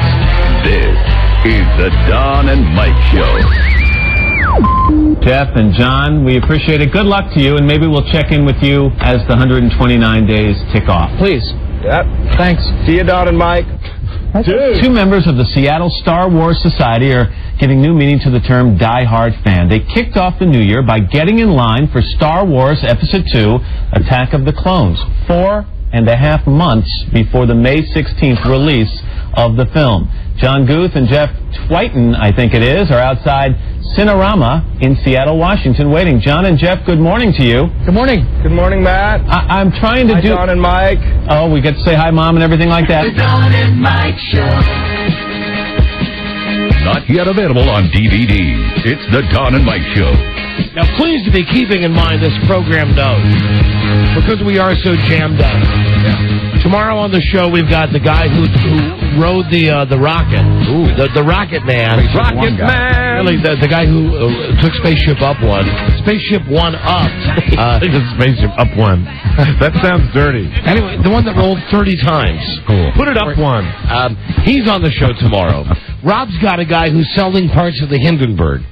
Rob, doesn't somebody in your family have a part of the Hindenburg? Yes, his name is Rob Spiewak. Rob, you have a piece of the Hindenburg? It's on the wall in Rob's laundry room. My God. It's wonderful. It's charged. Plus tomorrow, Rich Eisen, plus Nancy O'Dell, who's going to be on here in a second. So what we're doing is moving the Friday favorite, at least for a while, to Thursday. We are? Yeah. See, you know what? That's why you're a talented funnyman. That's why you are. Thank you. So, having said all of that, here's the music for Access Hollywood, or as I call it, Accent Hollywood. Right. And before we talk to Nancy O'Dell about the topics that will be on Access Hollywood tonight, check your local listings, please. It's on in that Access 7 to 7:30 or 7:30 to 8, depending on your time zone. What the hell's wrong with this lady? It's like 3 days in a row she's sick. I'm worried. And at first I think it's us, right? Because she was. Yeah, well, that's the first question I want to ask her. I want to find out did we drive her away? But she's not been on her TV show. Did we make her sick by talking to us? I don't think she's got a drinking problem, Rob. Find out. Is she here, Nancy? Hi, guys. Hi, Nancy. First, what was wrong with you? Well, it was not you guys. Oh, thank God. I can attest to that. You know, I was nauseated in my stomach, but fortunately, it would never be done in Mike ever. Oh, so you had you had tummy trouble. I had a little touch of the flu. I had started a busy move over the weekend, and I think I just got completely worn out, and the flu bug hit me, and then, you know, you just can't come into work when your throat hurts too much to talk. Oh, thank God it wasn't us. We thought it was. It was not you guys, never, ever. Okay. All right, then let's get to it. Nancy, okay, now here's a preview of tonight's Accent Hollywood. Billy Bob Thornton is crazy always. And I know you have a story about Billy Bob Thornton tonight. We do, because, you know, he's got his new movie, Friday Night Lights, out on, and he got a star on the Hollywood Walk of Fame. But the thing that was really interesting in the Daily Variety, which is the big industry paper that goes around Hollywood, his ex-wife Angelina bought an ad in the trades that says, "Billy, I love your brilliant mind." Okay, was that a good tease, though? Yeah. Wow. But we sit there and show their good things. Wait a minute, now I'm confused. Was it something, Nancy, was it something really naughty that she put in the paper?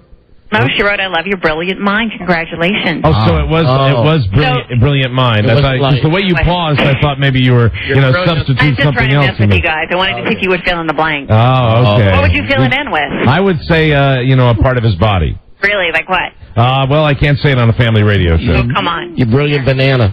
Yeah. You know what I mean? So, I thought... The big rumor was that those two aren't friends anymore, but obviously they are. But Billy Bob came to his premiere last night with his girlfriend and their new baby. Which one of them is crazier? Nancy, you've interviewed them both. That is a great question. He's crazy in his own right, but on the other hand, I think of all the children in the world who need to have adoptive parents, and how it is that Angelina Jolie gets one, I don't know. Who's crazier, Billy Bob or Angelina? Well, I mean, just based on the fact of interviewing the two of them, Billy Bob is extremely nice. He's so charming, but I think he's a little eccentric, but not in a bad... I think neither one of them are eccentric in a bad way. All right, well then, in a good way. More of the two, but in an interesting way. Who's more? I would say Angelina is more. Angelina's crazier. Yeah, well, and when they were together, I think they raised each other's crazy quotient, don't you think? Yeah, I think that they did, between the two of them. And they were an interesting couple to put together. But you can understand why the women fall for Billy Bob, because he's so charming. Now, Nancy, how will you handle this on Accent Hollywood tomorrow night? Because what I mean is Martha Stewart going to jail. Tomorrow's the day that she's going to get checked in. She's going to, as we discussed yesterday, the squat and the body cavity. Yeah, the whole thing, right. Everything. How much are you guys allowed to cover that on a show like Accent Hollywood? I mean, are you able... There are things that you can do that, you don't necessarily have to be there as you watch her physically walk into the premises, which we will be having a video of her tomorrow. But there's so many things that you could do to cover the story. I mean, you could talk about how long she's going to spend there, what the prison is like, what she's going to be doing while she's there, what are the conditions, who she's going to be around, what are the other inmates in this type of facility. So there's so many interesting aspects to the story. And you are... talking about whether she's going to decorate herself. Are you like everybody else that thinks she's going to actually... I mean, this is going to... They're running ads that still feature Martha Stewart's name on TV, on the radio, and do you think this... I think this is going to be good for her career in the long run. I don't think it's not like she did something that makes people, repulsed, like a triple homicide? Well, that would be one. Or being sick with their stomach for 3 days? Never mind. I don't think, even though she was considered, the woman who did everything perfectly, as far as housemaking is concerned, it's not something that you sit there and go, oh, so she sold some stock to prevent some major money loss. You don't go, we think she's a horrible person because of this, Were you mainly troubled in your stomach area? You know what? That's why I was out of work for the past few days. I've been very upset. That's what I was curious about. What were you taking? Over-the-counter stuff, or did the doctor prescribe something heavier? I just had a little sore throat, so I had the flu bug, so there's not much you can take for it. Did you NyQuil? Are you a NyQuil or a DayQuil person? I'm kind of like a Tylenol PM person. Oh, that's good. See, that's the Tylenol PM works. Will knock you out, but I'll tell you what, you feel it the next day. We take them. I think all of us take 3 or 4 of them before the show. Are you a friend? Are you a friend of the product Imodium? No, I've never used that. What about the? What does Imodium do for you? It's an anti-diarrheal. And what about? I just wanted to hear you say it. I know exactly what it does. What about? That's funny. I'm having fun now. What about the pink Pepto-Bismol? I've used that before. That's good for nausea. But you didn't need that this time. And when you're nauseous, let me ask you, would there be a chance you're pregnant? No, there is not. There's not a chance? I guess there could be. I'm not saying that. Right. But I'm not. I know that I'm not. Okay, you're not. All right. And I bet They would know if I'm pregnant. I bet I know how you know that you're not pregnant. I bet. Let me just. Yeah. Well, you took the courses in school. Did that have something to do with you being sick? The fact that you know you're not pregnant now. You follow what I'm saying? If she had cramps. Oh my God! Stop that! Spell it out for me a little bit better. Oh my God! Stop it! You know what I blame? You know what I blame for your illness? Your mother's grits. My mother's visiting. Oh, she is. So was she able to take care? Have some grits. Was she able to take care of you while you were sick? She did. That was the thing. The parents were in town and they could take care of me. Don't we all wish we could have Mommy around when we were ill? We do, although Mommy can't stay for too long because the Southern cooking, it doesn't do wonders for the position you have to stand in television, right? Speaking of this, and feel free to comment or not comment. We saw Leah Remini on the Ellen show. Yes. Right. Have you guys done a feature about how fat she is now? You were bad. Yes, he is. Yes. Can we go back to Billy Bob? Billy, no. All right, hold on. Then listen, I know you want to talk about this I Kelly. have to see if you guys can guess. He's got a brand new baby, and he says there's a part of the baby that she took after him. Can you guess what part of his body that is? Oh, I can imagine. Brilliant mind? Banana? Yeah. Nope. What was it? Does the baby's butt looks like his? Really? How do you determine that? Oh, that's a little odd. That is a little odd. And decide that it looks like yours. The password is disturbing. That's like Pee Wee Herman territory. That's weird. Back to bizarre behavior? Yes. Yeah, always. Oh, now tonight, no one's going to watch this show on ABC. The show with Kelly Osbourne, right? Because I think a lot of people will watch it because she's got a big teen following. I disagree because I look at what's on tonight's one of the few nights you can go home and really find something like Mike. For homos like you, there's Extreme Makeover. Where we're going to be on the set. Wait, now hold on a second. Friday, he was going to be on that set. Wait a minute. Extreme Makeover or Extreme Makeover Home Edition? Yes, I only like Extreme Makeover Home Edition. I think that's the best show on television. That's the one we're on the set of. Are you going to the set of Extreme Makeover? That makes you cry. I cry every week. It's wonderful. Women and men ball. No. Yes, I love it. Let's see. I got a theory on that, but never mind. Yeah. About making people cry? No. Well, I can do it very easily. But I've got a theory on men that watch Extreme Home Makeover. What's your theory? It's Extreme Makeover Home Edition. And go ahead, insult me. What are you going to say to me now?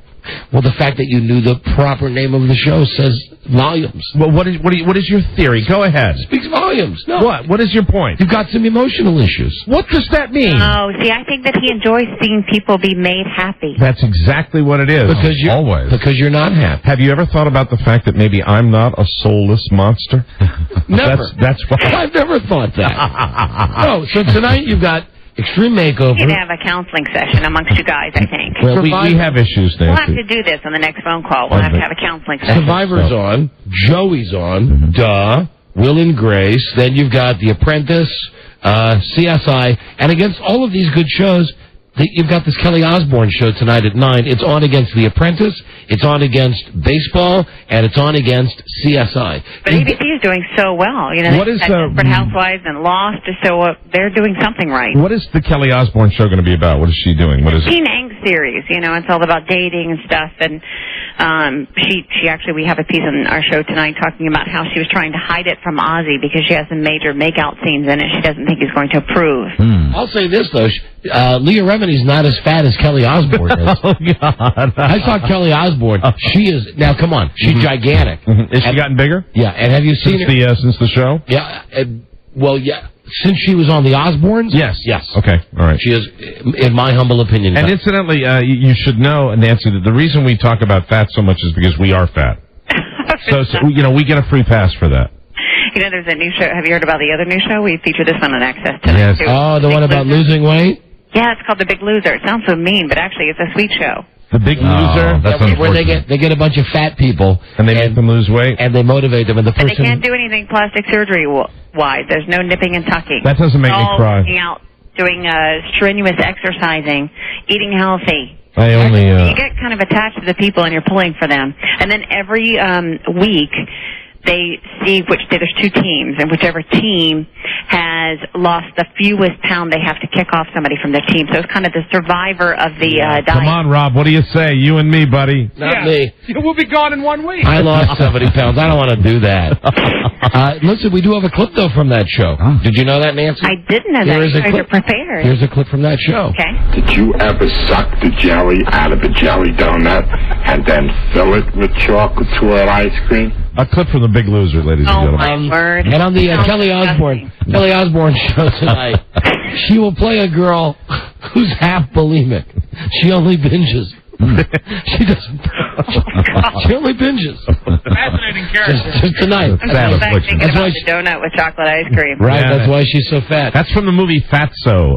That's one of our favorite movies. Yeah. So, Nancy, what would be the highlight, in your estimation, of tonight's Access Hollywood? Is it the piece on Crazy Billy Bob Thornton? I think the Billy Bob is a pretty interesting piece, especially in the fact that he arrives with his new girlfriend and his ex-wife, and Angelina's taking out an ad. This guy's got some charm. That's pretty interesting, and she is... Because he's got a baby butt. And I think she is kind of crazy to take out an ad. It's kind of weird that she's doing that. It's kind of nice, but it's kind of strange. Yes, it is. Why don't you just call him personally? That's what I want to know. And don't forget tonight, see Nancy O'Dell's on-air flu shot. No, you won't be seeing that. Nancy, have a good show today. Well, listen, have you already taped the show now? We've already taped the show. Actually, I got to go back out there and do a few more things, but the show is in the air on the satellite, feeding out across the country. Gotcha. Well, everybody, watch it tonight, Access Hollywood, with Nancy and Billy Bush. And Nancy, we'll talk to you tomorrow. All right, I look forward to it. Thank you, Nancy. Bye, guys. There you go. I like that ending. I like that stinger ending there. Yeah. There she is. We got us a real TV broad. Yeah. You got a real one. You're showing off whenever we have broads on the show, calling me a homo in front of Nancy O'Dell. I'm going to sock you in the eye if you do that. Well, you watch the home over extreme homo Extreme makeover home edition, and yes, I believe I cry. And I love it. Homo. And I believe what the furniture guys said. What? That when they leave, those houses that they build in a week fall the apart. furniture guys are jealous. They're jealous. They want to be on. That's why they said that. Well, okay. I'll give you that. They are jealous. Well, but if you see the houses they're in before, it's always a step up. Got to break here. Thank you, Nancy O'Dell. Tomorrow, oh boy, I didn't have to. Don't even have time to tell you. I got a whole list of stuff that I want to talk about. Don't have time. Well, tomorrow. Mañana. Can I give you one? Yes. One feel good? Yeah. Just one feel good? Please. I don't know which one to go with. During a riot, a woman who sold people rocks to throw at police. Sold people rocks? Yeah. And then there's this one's even... Well, what? A woman just sold... That's it? Well, yeah, except she sold rocks to rioters. $1 for a small one, $5 for a big one. That's fair. People were rioting against the police. How about that capitalism? She made $70 until the cops arrested her. Wow. But this is really good from Salt Lake. Here's the deal. A guy has got a gas leak. He's got a gas leak in his car. Gasoline leaking out of his car, right? So what he does is he goes home and he sees where the gas is actually leaking out of the gas can. Right. Out of the gas tank. Right. He gets a gas can underneath the car and thinks, I've only got a gallon or so of gas left. I'm just going to get all the gas out of the car, then have it towed in. And catch the dripping. So what he does is he leaves the can underneath, and now he's got about a gallon of gasoline. He's got no more gas in the car. He goes inside his house. He flushes the gasoline down the toilet. The problem there is that there's a hot water heater that's next to all of the stuff where the toilet is, and there's a pilot light for the hot water heater. So as soon as the guy puts the gasoline inside the commode and flushes, the pilot light comes Wow. The guy burned down his house. Oh, no. Yeah. Oh. There you go. I feel good. 75. Thank you, Robbie. Yeah. Rob notices $75,000 worth of damage. Oh, really? Well, though that was his house. Well, maybe he can be featured on Extreme Makeover Home Edition. Okay, there you go. Does that make you feel better? Nope. Okay. When we come back, the Friday favorite, and we've now moved to Thursday, okay? This is the Don and Mike Show. Our enemies are innovative and resourceful, and so are we. They never stop thinking about new ways to harm our country and our people, and neither do we. The Don and Mike Show. That's right. They respectfully decline. Don Geronimo and Mike O'Mara. Station break. Fresno, California, 105.9 KKDG. How about Bakersfield? That guy from Bakersfield yesterday on the show. KGEO, York, PA. WOIK, San Luis Obispo, California, 99.7. KXTY.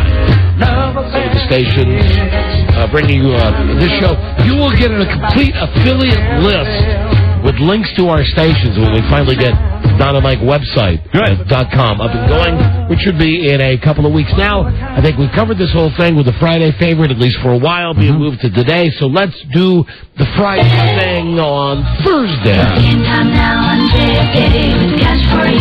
The Thursday thing.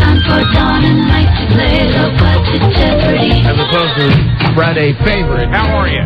Now, how are you? Hey, good to be here. He requested the time. Sure. I've requested the time to come by and stop and chat with you. How have you been?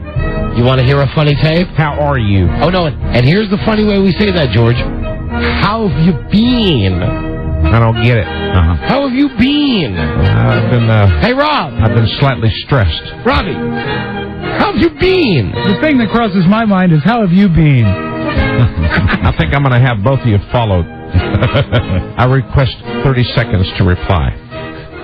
Go ahead, you have it. How have you been is not on my radar as far as being funny. Now, you tell me if this is funny. All right, I have a sense of humor. I'm known Here's to have the tape. I am known to have a dry wit. Right. Tell me if this is funny. Fire away. Here's John Kerry. Oh, hi there. That's Human Monster. Man, that is damn funny. Man, son. Oh, hi there. Now, what you're doing is you're cracking me up with that. That is so funny. He's such a geek. Hi there. Eek the Geek. That's what we're calling him around the White House. I just would like to reassure my support base I am going to win this thing. That there is a good chance that you may have heard that I lost the debate. But the fact is I did not lose the debate, and I will win the next debate. How? How will you win the next debate tomorrow night? I have a secret strategy. What is it, George? I'm going to stare him down. I'm going to look into his big human monster eyes and stare him down so that he is totally flustered. Because I was told by one of my advisors, I'm the most powerful man in the world. And I can stare him down. Watch, this is the stare that I've got. It's not going to be an angry stare either. Okay, let me see It's going to be a good stare. It's going to be a real good stare. See your stare. Right. What do you think of that, huh? Eyes get wide. Can I tell you something? Pupils get beady. Do it again. How has John Kerry been? Give me that facial. Looks like you're going to the bathroom. I'm going to have to keep rehearsing. I'm going to have to get in front of my mirror and do that. I'm going to do my super killer stare. And every now and then he looks up from his notes. If I can get him off of that note writing, I hate that. Man, he's Mr. College student sitting there writing all that crap. And what's the deal with your answer? Hard I work. have a mystical robin's egg blue necktie that will confuse him. What's all this jazz about hard work for every answer to every question? Well, what we're doing right now is hard work. It's hard work. It's the hard work of fighting a war. Can you explain? It's the hard work of getting our economy and our health care for our citizens and making sure that every American, that no no child is left behind. Right. Thank you. What's the hard work entail? Oh, lots of it. Well, exactly what kind of hard work are you discussing? Well, that's the problem. Hard work cannot be labeled in specifics. And if you're asking me for specifics, I can't give them all to you because the hard work encompasses so much of everything that we're trying to do. We're trying to just get it all just worked out and try to get it all melded together so that the hard work will come to fruition. Fruition. Yeah, and being president is harder than math. It's hard work crunching numbers, but I will make every attempt to do so. Crunching the numbers is hard, but I will be a far superior leader than my opponent. And I love it when I say, that was my idea. Why do we have to mention Human Monster by name? Why can't I just say my opponent? Hi there.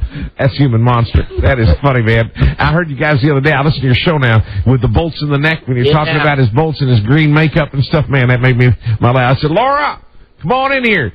Come on, girl. Listen to what they're doing here. They're doing that Human Monster, that Frankenstein stuff again. What did you think of Cheney, your boy Cheney, against Edwards the other night? The vice president acquitted himself very admirably. Don't read. Oh, hey, he's good. He did good. Now, be honest with me. He done good. Did you even really watch it? Nah. No, I got a DVD up at the house, and we was watching. What were you watching? Dukes of Hazzard. Oh, it just came out in box set. Yeah, I got the box set. You seen it?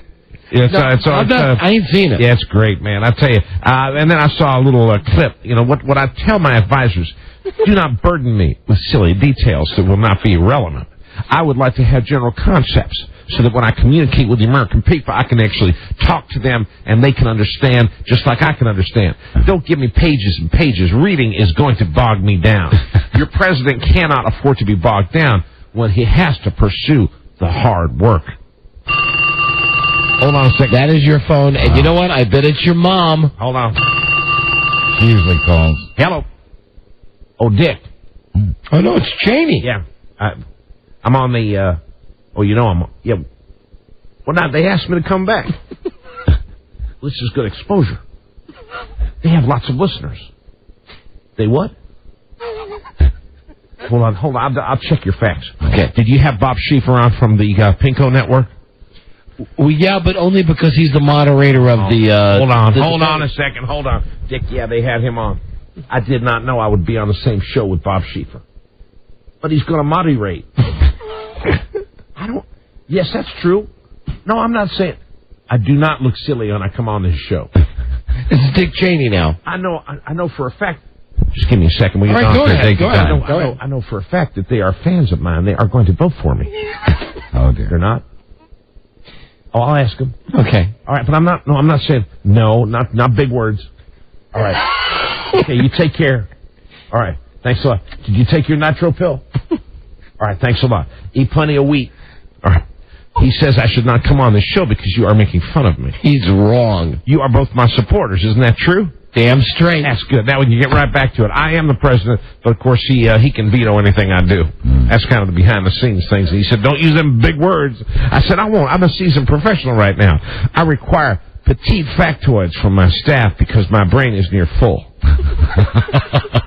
And when the brain is near full, you cannot participate in the hard work that is required to lead this country. What about... That's my serious talk. I know, I see you doing that. When I squint and I say, it's serious work. And they said one of the things I can't do in the next debate is do my little laugh, where I kind of get frustrated and I'm like... What are you talking about? What about the lights? You're just so full of it. The lights were your idea, right? The dumb countdown lights? Yeah, I like the lights. I wanted them to be actually bigger. I wanted them to be like a barber pole. I wanted them to be kind of like, when you see a drag race. Yeah. I wanted to, and I wanted it to, but no, they had to put them, what's it, vertical, or which is the one that lays flat like a bathtub? Horizontal. Horizontal. Yeah, they put them that way when I want them to be, which is the one that goes up like a spaceship? Vertical. Vertical. Vertical is... Vertical. Vertical is up and down. Yeah, all right. I got one for you. I wanted to be like the drag races. That's what I wanted to be. I didn't want to be that thing where they go like the bathtub horizontal. Right. I've got a hint for you. Do you know how you know to spell the word dessert different than the word desert? Yes, I do. How?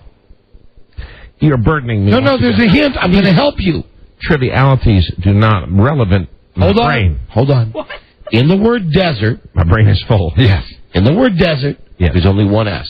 All right. In the word dessert, there's 2 S's. Yes. But you always want a second dessert. So if anybody ever asks you how to spell the word dessert, you know there are 2 S's because you always want 2 desserts. Memo me on that, will you? I think it's important you memo me. That's a big concept, all right? I always thought dessert was with a Z. Dessert. Yes. Let's sound it out, son. Dessert. Dessert. D-E-Z-I-R-T? Dessert. Dessert. I cannot think about sweets when our enemies are trying to kill us. Sweets will not be on my mind. My mind will be on the hard work of this country, as slowly but surely my brain gets to near brim full. You know what I bet would be a good experiment? Robbie, see if Joe's got any candy back there. Okay. I would like to just see if you can concentrate. If It's like my first campaign slogan. Holding a piece of candy in front of you. Have you heard my first campaign slogan when I was talking about it? It was back in the days where I was kind of partying and I believed in free love. This was my slogan. What? Candy is dandy, but sex won't rot your teeth. I had a button to that effect. Ain't that good? Yeah. You can't talk like that because now I believe that the moral situation in America with the laws, we should all read the good book once, twice a day. That's the way I look at it. Look at this. Oh, that looks good. That's a yummy red color. You know what that is? Pringles. Yeah. These are chips.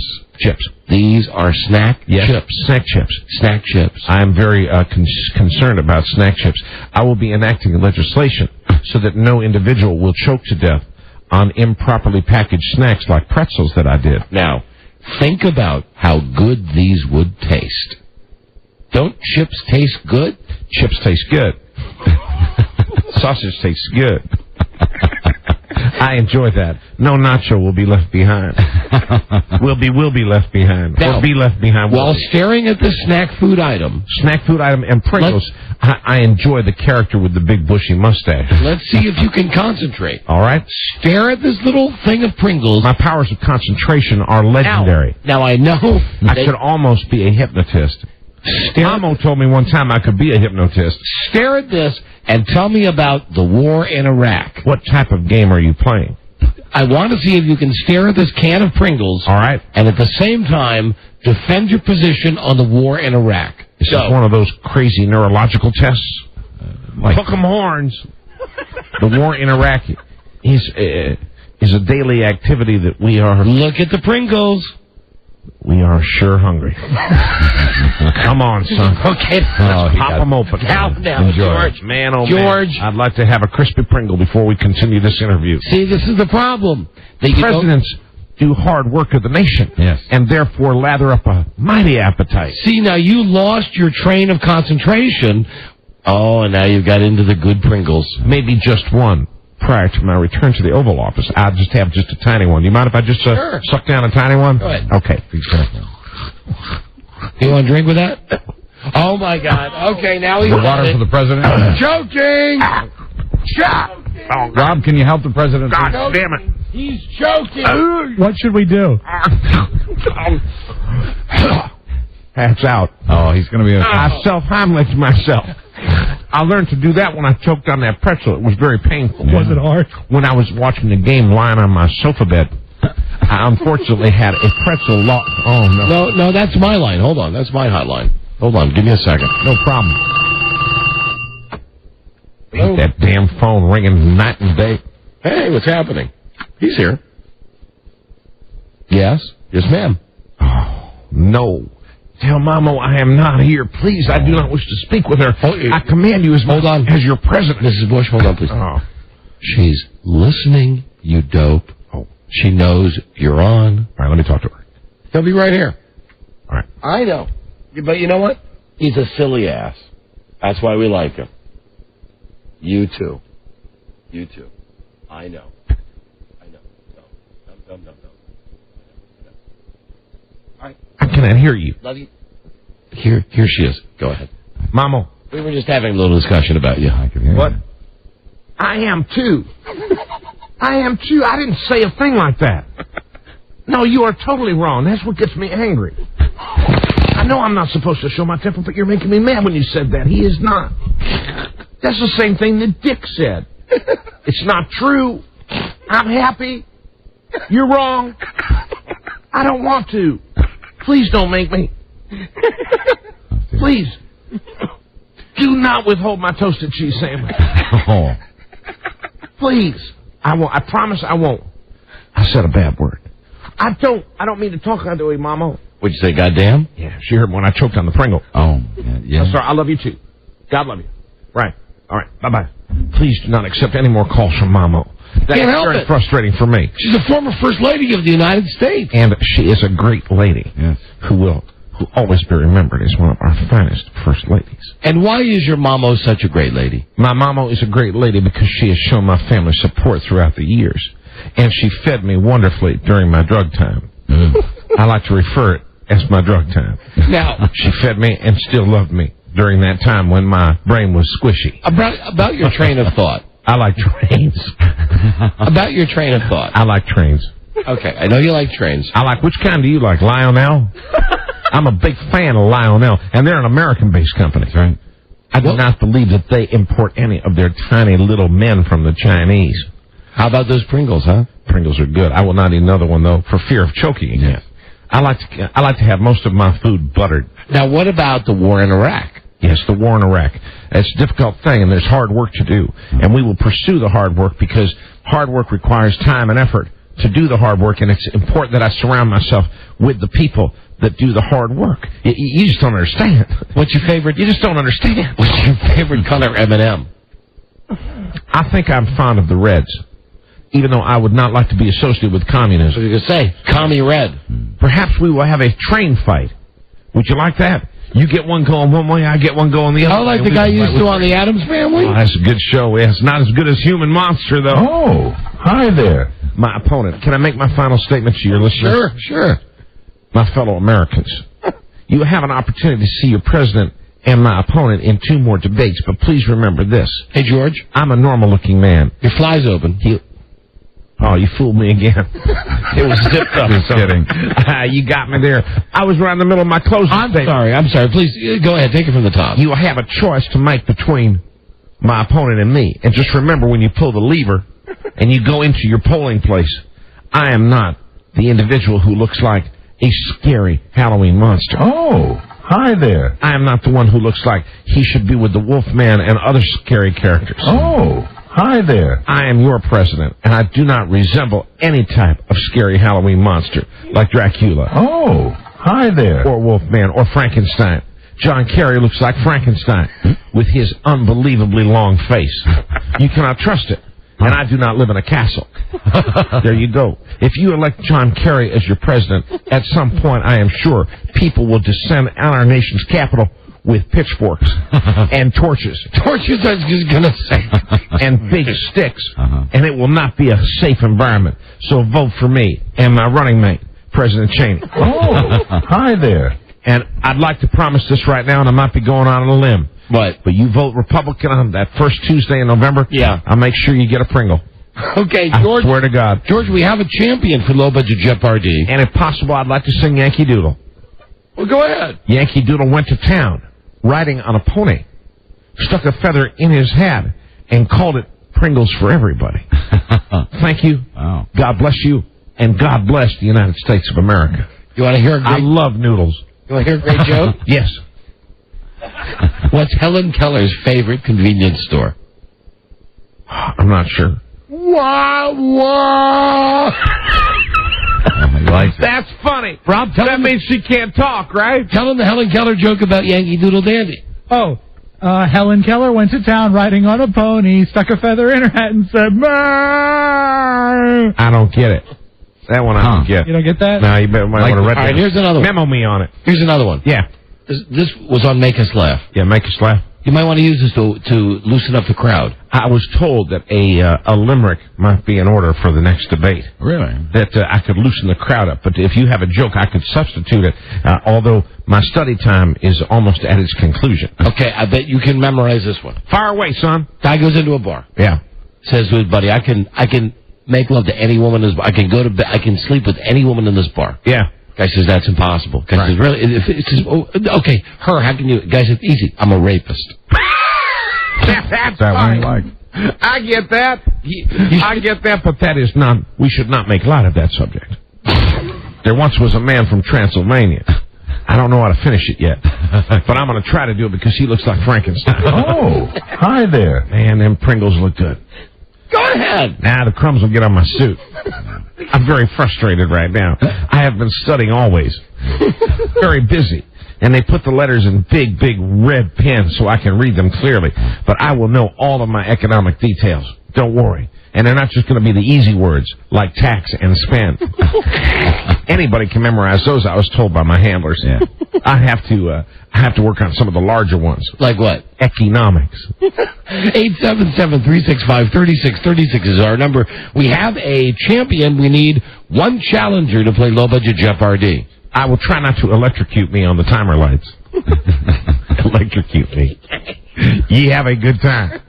How have you been? How are ye? How have you been? How have you been? See, now you got it, Now you got to get in the spirit of the Don and Mike show. Right. The Republican bastion, the Don and Mike show. How have you been? Better than Frankenstein. Be right back. This is the Don and Mike Show.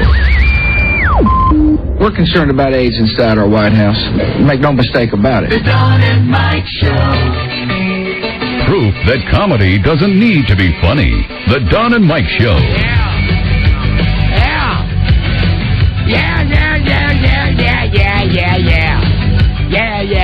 Are you off the phone yet? Yeah, I'm off the phone. I'm just rehearsing. All right, go ahead. Economic recovery. Which would you go with, eco or echo? Economic recovery. Economic. Although you could say economic, but then, no, I'd go with economic. Deflation or deflation? All right, here's the tough one. You know how we get a lot of our power? And how we're going to fight our enemies if we have to, if you push the big button? Yes. What kind of weapon is that? It is a nuclear one. Comes out of a silo. Say it again. Nuclear silo. Okay, say it all. Nuclear proliferator. Just say the N-word. Mad at me if I say damn again, but I do. Say the N-word. I ain't going to say that on your show. I can't say that. We would be in big trouble. You get fired. The N-word that we were just talking about. Nuclear. Use it in a sentence. All right. I'm very concerned about nuclear weapons getting into the wrong hands of the bad guys. I requested a little warm-up on that one. I got that. But we got to do economy, I think. We're doing economy tomorrow night. So I have to actually be up on my I got this one. Fiscal responsibility. Stone cold memorized, son. All right. I got it. What does it mean? Hell if I know. Fiscal responsibility is good. That's all I need. I know it's good. I know it ain't bad. All right? And inflation is bad. Right. Fiscal responsibility is good. I'm a slam dunk for this. I'm going to win. I'm beating Frankenstein. You watch me. Oh, hi there. Y'all ready to play the game now? Yeah, let's play the game. Let's go, son. This is Low Budget Jeopardy, and I'm your president, and pleased to be with you. Now entering the studio is our challenger. This lovely young lady is from Fairfax, Virginia. I'd like to introduce a travel agent named Annette Love. Hi, Annette. Hello, Mr. Bush. Well, hello, Annette Love. How are you doing? I'm fine, and I do like your name. It rolls off my Texas tongue. Oh, doesn't it, though? And now entering the studio is our champion. His two-day winning total, $53. A salesman from Spokane.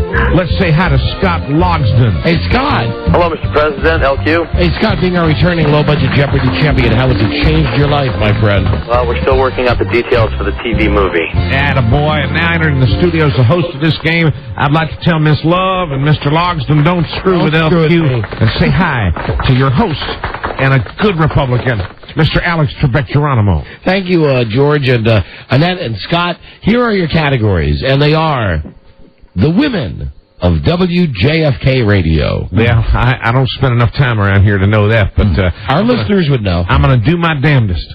Name those corporate colors. Oh, that's impossible for me. TV shows available on DVD, true or false? I got that one. Dukes of Hazzard box set. Who's starting at quarterback this week? Ah, man, I wish I knew that better. States and capitals. Not a chance. Okay, here they are again. Fire away, Donnie. The women of WJFK Radio. That's our home station. All right, let's come over for a barbecue. Name those corporate colors. All right, how about you, Rob? TV shows available on Divot, true or false? I'm attention deficit disordered. Who's starting at quarterback? Yeah, you're all right. States and capitals. Annette, you're the girl. You're the challenger. We'll start with you. Good luck, y'all. Thank you. Who's starting at quarterback? Oh, and Annette? Yes, sir. How have you been? I've been just fine. I have been fine, too. Way to go, George. Thank you, Donnie. Okay, you want the quarterback one? Yes, sir. Good for you for a girl. He starts this weekend for your St. Louis Rams. Who is... Oh, no, you got... Sorry, you are slow on the trigger, Annette Love. Scott, your chance to steal. Who is Mark Bulger? There you go, Mark. Scott, right, Mark Bulger. $1 for Scott. Select again. QB is for 2. Here we go. Starting this weekend for your Cleveland Browns. Who is Garcia? Annette, your chance to steal. Who is Wyatt? Wyatt Earp, one of my favorite characters. No, it's Jeff Garcia. He had it right. He just got buzzed out. And Scott, you're in control. Finish it up for 3. Starts this weekend for your Chicago Bears. Who is... I don't know. Annette, how about you? Who is Ditka? Ditka. Oh, speaking of... Yeah, I hear you got some nice news. Countdown to Ditka. Yes. Rob, how many days until Mike Ditka finally appears on the show as a guest? 6 days. 6 days until Ditka. How about that? Presidential trivia for you. Okay. First choice for my running mate. Bet you didn't know that. Mike Ditka? Damn straight. Good choice. He said no. All right, and Scott, you're in control. Let's do TV shows on DVD. All right, as you know, every show apparently is now available in box set on DVD. These are just true or false. If they're out there, Best Buy, Blockbuster, wherever you go. What's happening? What is false? Oh. Annette, your chance to steal. What is true? $1 right. for Annette. And not only is What's Happening available on box set, they're in the second season now. You can get season 2 now. Presidential trivia question. Okay. Second choice for my running mate that they vetoed. Who? Dale Sr. And now he's gone. Yeah. All right. You know why? Why's that? God needed a driver, and he did. And he will be missed. When is God going to need you? I'm not quite sure. I didn't want to just say that in general. When's God going to need a president? Right. But specifically... Well, you keep asking those questions, son, and I'll bring in the guys with the earpieces who will take you away to my dungeon. Here we go for 2 now about the TV shows on DVD. And Annette, you're in control. TV shows for 2. Good. Silver Spoons. What is true? Scott, your chance to steal. What is false? Right, of course. Oh, Scott, you're so good. Silver Spoons is not available on DVD. I believe we has trash talking in this Oh, contest. yes. When you said everything was available on DVD, I just knew it was an inside hint. Scott, here we go for 3. Okay. For 3. The TV show 227. What is false? Unbelievable. Annette, it is your chance to Scott, you should have known. What is true? Available Are you sure? this week. Wow. Yes, 227. That's $3 for the very chatty Annette, and select again, Annette. States and capitals for 1. All right, here we go. Darling, it's the capital of the great state of Wisconsin. Good time for a bathroom break for me. Oh, gosh. Wisconsin. Scott, your chance to steal. What is Madison? Mad City, where the Dynamo Show is heard on 100X. We got the tie. That's a tie. Go again, Scott. Go again, Scott. Here we go for 2. Capital of the great state of New York. What is Albany? No, he beat the buzzer. He beat the buzzer. Good job. $2 for you, Scott. Select again. Finish it up for 3. Capital of the great state of Washington. What is Olympia? Right. $3 for you, Scott. You have run the category, and I think that's fantastic. I think it's impossible to expect people to know all 62 states and capitals. You're right. You should know at least half, at least 30. That's right. Women of JFK for 1. The women of JFK. And we need first names only. Boy, you guys got a gleam in your eye with this category. That's right. This lucky woman of WJFK just received 30 pounds of cheese from us. I don't know. And it's your chance to steal. Who is Lisa? No, Joan Lada. J-La. J-La. Yeah, she's a good egg. All right, Scott, you're in control. For 2. Okay. She finally had her gigantic baby. Lisa. Guys, you got to be better listeners. Annette, it's your chance to steal. Who is Lisa?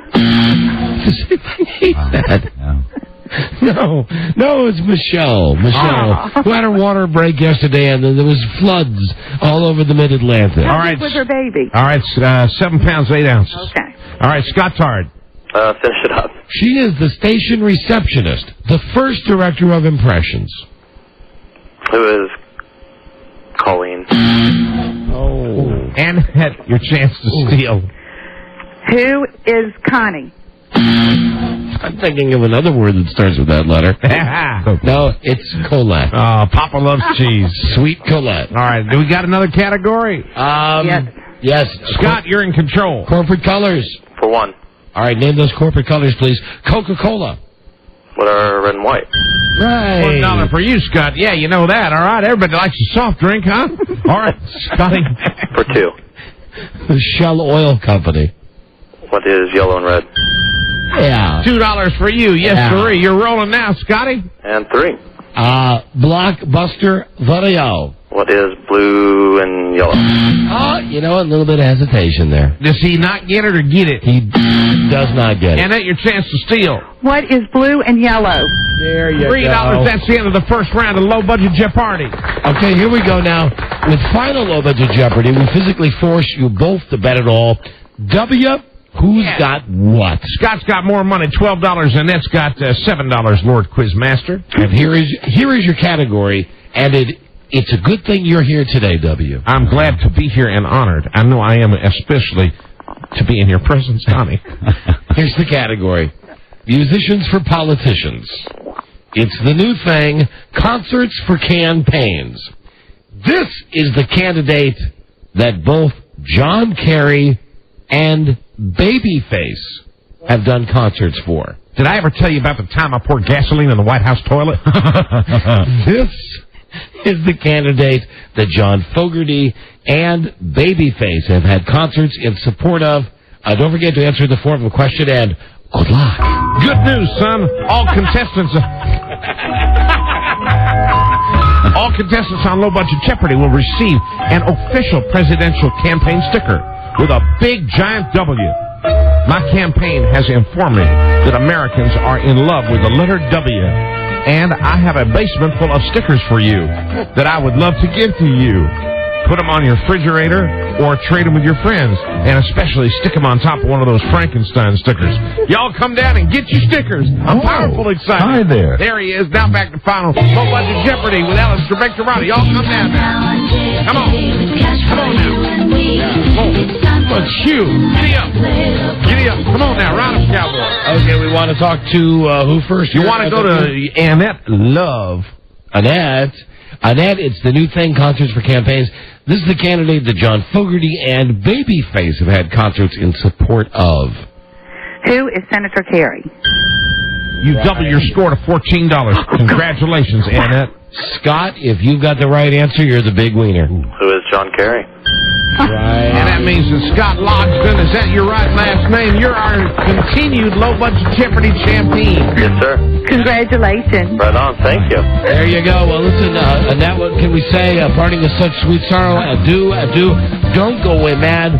Please just go away. Here now is the president of the free world, at least for the next month, to tell you what you've won. George. Get up and boogie. Scott, you double your score to $24. We throw in a $25 bonus added to your previous total. Your total now is $102. You have gone into the hundreds. Nice. And I should be thrilled about that. Now, and then I got parting gifts for you, too. Are you ready? Yes, sir. I'm powerful excited about this, too. You have received or will receive Envy on DVD from DreamWorks, starring Jack Black. I like him. Yes. And Ben Stiller. I do not like him. Envy. Now on DVD. And I didn't like his pappy. Plus, you have won an HBO Family Bonds prize pack.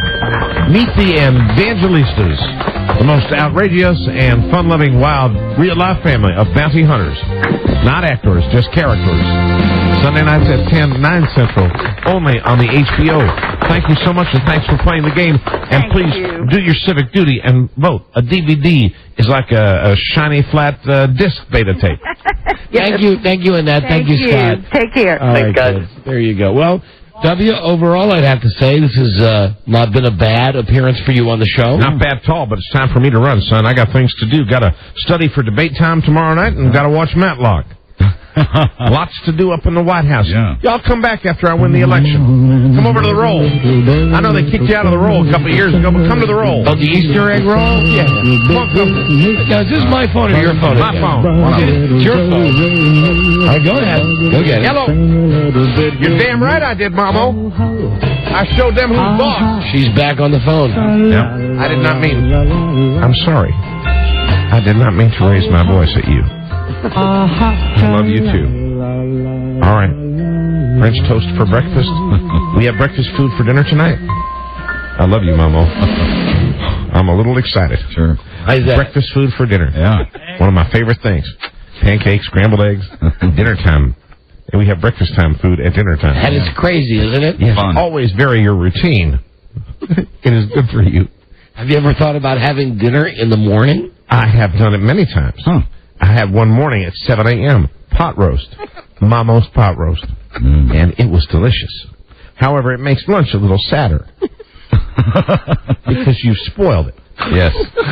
And again, it's hard work. With dessert? Yes. How do you spell dessert?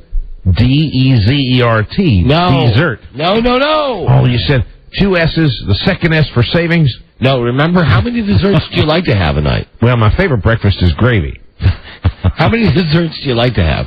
2? Well, being the president, you can have 2 or 3 desserts. I prefer 9. Okay, well, let's 9 delicious desserts of a variety of flavors. Let's say you wanted to. I have all 31 Baskin-Robbins flavors at the White House. There's 2 S's in dessert. There's only 1 S in desert. You remember it because you always want seconds on dessert. I do, especially when I go to that Cold Stone place where they make the candy and the ice cream at the same time. Roll it up. I get that. I wish I could put one of those in the White House, but it would be improper.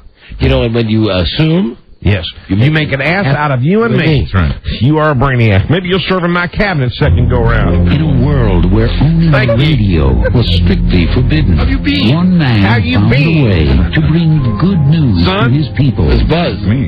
He made it up. Ah, there he is. Here's another one of your big supporters. Yeah, right. I heard about him. Happy birthday to you. Well, thank you, sir. Buzz, Pinko. Buzz, what is your lead story on the news and comments today? Today, yeehaw, a man can once again take his gun to the airport. Well, I approve. Yeah. I approve of that legislation. Did you approve of his last bit? I did not approve of that last bit. No, I didn't. I believe the bit in whole. You coming on the show, though. I did. I approve. Mamo disapproves. She thinks you are making me foolish. No, you do that. But I believe guns can be taken anywhere, just like Texas. Stay tuned for news and comments coming up on the Don and Mike Show. When I was a small governor in a state of Texas, I was trying to push through legislation that would be take a gun to church day. It did not go. I approve of candy. Don't forget that this is very stream of consciousness. This is the Don and Mike Show. What's the word from Planet Crackpot? The Don and Mike Show. 2 hot and hairy bear studs. Yeah. Don and Mike. How have you been? It's time for the birthday boy. Happy birthday again, Buzz. Thank you. Buzz's news and comments brought to us by Veramax, the world's #1 sexual pleasure performance enhancer. Veramax #1 because it really works. Someone called for a doctor? Doctor developed, clinically tested. Nationwide. Get it at 1-888-TRY VMAX. Our thanks to Bob Schieffer for being on the show today. Yeah. From Face the Nation. Tomorrow on the show, Mike Melville, the pilot of the first flight of Spaceship One. Spaceship One, the first manned non-governmental spaceship, right? Amen. Yeah, right. Not NASA certified. Right. First time regular schmucks have taken a ship up into space. Pretty amazing. $1 to $10 million. That's tomorrow. Plus tomorrow, a guy who's selling pieces of the Hindenburg. Wow. Hi, Rob. He's selling a piece of the propeller. Really? Yeah. He's just selling that? That's all he's selling. Also, tomorrow, according to Jim Source, hey, feature with my brother. Very good. Rich Eisen will be here for the Pick the Pros on the NFL Friday. We're having fun with him. So it's going to be a busy, busy show tomorrow, like today's wasn't. Here now is Buzz with the news and comments. Hi, Buzz. Hi, Don and Mike. Our long national nightmare is over. We can now once again take our guns to the airport here in Washington. Since 9/11, guns have not only been banned in the terminal, they've been banned on the property at Reagan National baby, how's it going? and Dulles International. But calling those rules too restrictive, airport officials have now agreed to allow people to bring guns, knives, and other weapons at least as close as the parking garage. Gun owners were concerned they couldn't even keep one in the glove box, leaving them without their guns on the way to and from the airport. Oh, no. One of the gun groups in neighboring Virginia had started wearing guns on their hips in public to is ghetto-licious! to make their point that it looked really cool on Gunsmoke. I'll tell you something. This has to be, I don't remember the year, but I remember the teams. It's Pittsburgh, Dallas, the Super Bowl that was in Phoenix. Right. So, remember we all went to Phoenix. We go to the Super Bowl just about every year. It's a great perk of our job. Yeah. And it was Scottsdale, I think, was the suburb. They said, this is where you got to go. It's the trendy part. Don't go to Phoenix. Don't go to Mesa. Go to Scottsdale. Scottsdale's where the, where the good places are. So we go down to Scottsdale, and it's like Georgetown. You know. I mean, okay. It's an urban kind of the she nice upscale shopping district. Except that everybody's got a gun, and everybody's wearing them on their hip. On their hips. With a holster. And I'm not just talking about dudes. No. I'm talking about women. But they were pretty little guns with the women. Yeah. That's what they were. Yeah, they would have the little tiny one with the little pearl handle. Silver Derringer. Yeah. Doesn't that look cool? Yeah, it sure does. And here's some great news. Weirded me out, man. The ladies may like this. A gun shop in Minneapolis has come up with just the thing we needed, a credit card-sized shotgun. It's about as thick as a wallet. Sure, having no grip, it's awkward and hard to aim, but you can't beat the convenience. And it's only $100. That's almost as funny as the phone that Derek Zoolander had. Right? The tiny little phone. Except Derek Zoolander's phone was a fake. It was a microphone. Yeah, and it was fake in a movie. This is real. It's a wallet-sized shotgun? Right, and be sure you have it pointed the right direction, since it's rectangular and you'd be easily mistaken. Oh, God. The double-barreled gun fires 7 steel pellets out of each barrel. This big? I mean, I happen to be carrying a wallet today. The gun is about the size of that wallet. Yes, that's right. As well, right here? Yeah, credit card size in width and length, and then the thickness about like your wallet. Hey, nothing like making something that's easier to conceal in this day and age. Isn't that great? You could blow your ass off. I mean, what if, seriously, what if you had it in your back pocket? You turned it wrong, or, oh my God. I think this is going to be a problem product. Well, as I was saying, it fires 7 steel pellets out of each barrel, which you have to load, along with some gunpowder you have to measure out, and a little wad of paper, and then tamp it all down in both barrels. Skeptics say the gun would be useless in a real crisis. In a real crisis. But give me my wallet. But for you gun nuts, right? You'll be able to have the peace of mind. The holidays are coming. You've got a gun right there on your right ass cheek. Yeah, and then if you tamped it all down, bring your friends over and show them what it can do. It's shiny. Take it to the airport. When no one gets shot and no one gets killed, is that news? It is in Chicago, where on Monday of this week, the police didn't get one report of a killing, not even a wounding. For the first time in how long? 5 years. 5 years exactly. Nearly 3 million people got by that day without firing a shot. This hasn't happened in 5 years. In fact, there have already been 112 fewer murders this year in Chicago than by this time last year. Well, that's great. It is. The police superintendent credits the recent crackdown on gangs and a bit of luck. No word yet on Tuesdays this year. You know what I read? Maybe they'll catch up. Yeah. Speaking of Chicago, I had read the same stat that, hey, for the first time in 5 years, nobody got shot today. Right. Amazing. They think that part of it has to do with the fact that the Bears are doing better this year. That could be. And they go back to all the way to, now, Buzz, when you and I did the morning show. Yeah. Back right before the Super Bowl shuffle. Right. So it's like Chicago 83, 84, 85. I know similar stories from D.C. and Dallas that the crime rate would go down when the Bears were on TV. That's amazing. And furthermore, on a day after the Bears won, the crime rate would stay down for another day or two. However, if the Bears lost, crime rates would go up the following Monday and Tuesday. That's what we care about. And you can't think about the Bears without thinking of Ditka. How many days till Ditka? 6 days, Don. 6 days, but today's show is almost over. So technically, less than 6 shows until we finally have Ditka on. If you want to go out on a limb, you could say 5 days till Ditka. And this guy lived in Chicago when people were killed. Now there was one day nobody killed. That's right. Maybe if Iron Mike was at the helm, they wouldn't be killing each other. That's right. Huh? And while Tuesday, we don't know the results of that from Chicago, we know that Tuesday was a record day for filmmaker Michael Moore, and possibly a bad day for the president. Moore's movie Fahrenheit 9/11 was released on video Tuesday, and on its first day, set a new home video record. 2 million copies in one day. Wow. By 7 days out, they expect the figure to reach 3 million. Yeah, now, you know, I know in the big picture, when you look like Spider-Man, did like 14 million Right, in one this day. is a documentary. You're talking about a documentary. Never happened before. But hats off to Michael Moore at the time, and he's done... And he's got a new book, right? Too, yes, absolutely. He's done what I had hoped that he would do. He had gotten to the point where he was oversaturated. Yes. Right. So he pulled back from the public eye, which is hard because you got even with a big small target. lens, you can see him. Right. But he pulled out of the public eye just long enough to release this on DVD months ahead of when a normal movie comes out on DVD because he wants as many people as possible to see it. Now, have you read about the fact that he was invited to George Mason University and then they kind of disinvited him? Yeah, because of the fee? And they said the fee, but he thinks that he's coming anyway, Yeah, supposedly. I'd sure like to snatch him when he's on the way over there. That'd be That would be great, wouldn't it? Yeah, I'd love to have him. The question in the video industry is, will these sales figures drop off sharply in the second week out? The movie sold $119 million in theater tickets.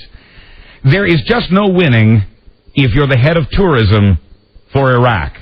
Especially since job one is keeping the tourists out. Ahmad Al-Jaban worked at a travel agency as a young man, and he always dreamed of showing the rest of the world his native country. But you know, that's too bad because that was a follow-up job for Alan Limewine. That's where he was going to go. Yeah, right. Because he went to K-Rock, and then Howard left K-Rock, so he screwed on that, and he had a cherry position lined up in Iraq. Hi, my name is Yalin. Welcome to Baghdad. Only if you wanted a promotion. Iraq's tourism director says this is not such a good time to visit, what with the guns and the bombs. And as we've reported here before, a travel agent in England is arranging vacation trips to Iraq for families, including kids. Iraq's tourism chief says, and I quote, "This is just not a place for tourists. Iraq could be a one-way trip." And you know, yesterday, I think during this time, I commented, why are people of their own choice going to Iraq? And we had somebody call, and Buzz had a story about it. We all had comments about it. I saw something on one of the morning shows today where they showed these people. Yeah. And these are not stupid people. No, these are people that are really, looking at the economic realities of it. A guy said, I made $45 grand. Going to work there, yeah. Doing what I did before, or I made when I was in the Army. Right. When I get out, I got to go back. I'm going to make double the money. Yeah. And the guy says, I know there's a chance I'm going to get killed, but I'm going to make double the money. Double the money. They're really putting their lives on the line for their families. But that's quite different than going there for vacation, which is what other people are doing. And the only job that might Who would go to Iraq? I mean, you want to talk about people that are out of their mind. Yeah. And the only job I can think of... Boy, this is great, Tracy. Let's sample the local cuisine. Only job worse than Iraqi tourism director for Oklahoma. State officials have recalled a new set of tourism pamphlets because of their heavy emphasis on activities like cow pie tossing and because of the photos of Civil War reenactments that prominently feature Confederate flags. Well, lovely here. Plus, the brochure was littered with factual errors as well as spelling and grammatical mistakes. I see fish. Oklahoma tourism officials are putting together a new brochure that portrays Oklahoma as the cultural mecca that it really is. Oh, of course. Who would go there, though? We did. They must be crazy. Remember when we went to Tulsa? I know we went there to Oral Roberts. We went when Oral Roberts was on TV saying if he didn't have a certain amount of money, God was going to call him home. Yeah, and he had a date where he said he was going to die if he didn't get this money, and he didn't get the money, and we went down to see if he was going to die. They kicked us off the campus, but having said that, who would ever, even if the weather was nice, who would ever go to Oklahoma of their own choice? Say what you will, but no other state has a fine musical written about it.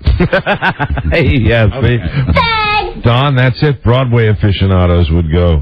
And don't forget... And let's not forget the City of Faith Hospital. What might be the worst state If you're gonna go on vacation in one of the beautiful 50, I don't. It rhymes with Malabama. No, but you got the Gulf Coast of Alabama, which is beautiful. Good food. You're right. There's good part. What I mean is, You got Mobile, which is beautiful. I might go with one of the Dakotas, maybe, or maybe Nebraska. You got the open sky up there. It's kind of the rivers, probably the got great wildlife and fishing and hunting and all that stuff. There's two of them now? Yeah, you didn't hear. There's an East and a West. Oh, no kidding. Yeah, I'm really racking East my Dakota brain. and West The Dakota. Civil War, they split them up.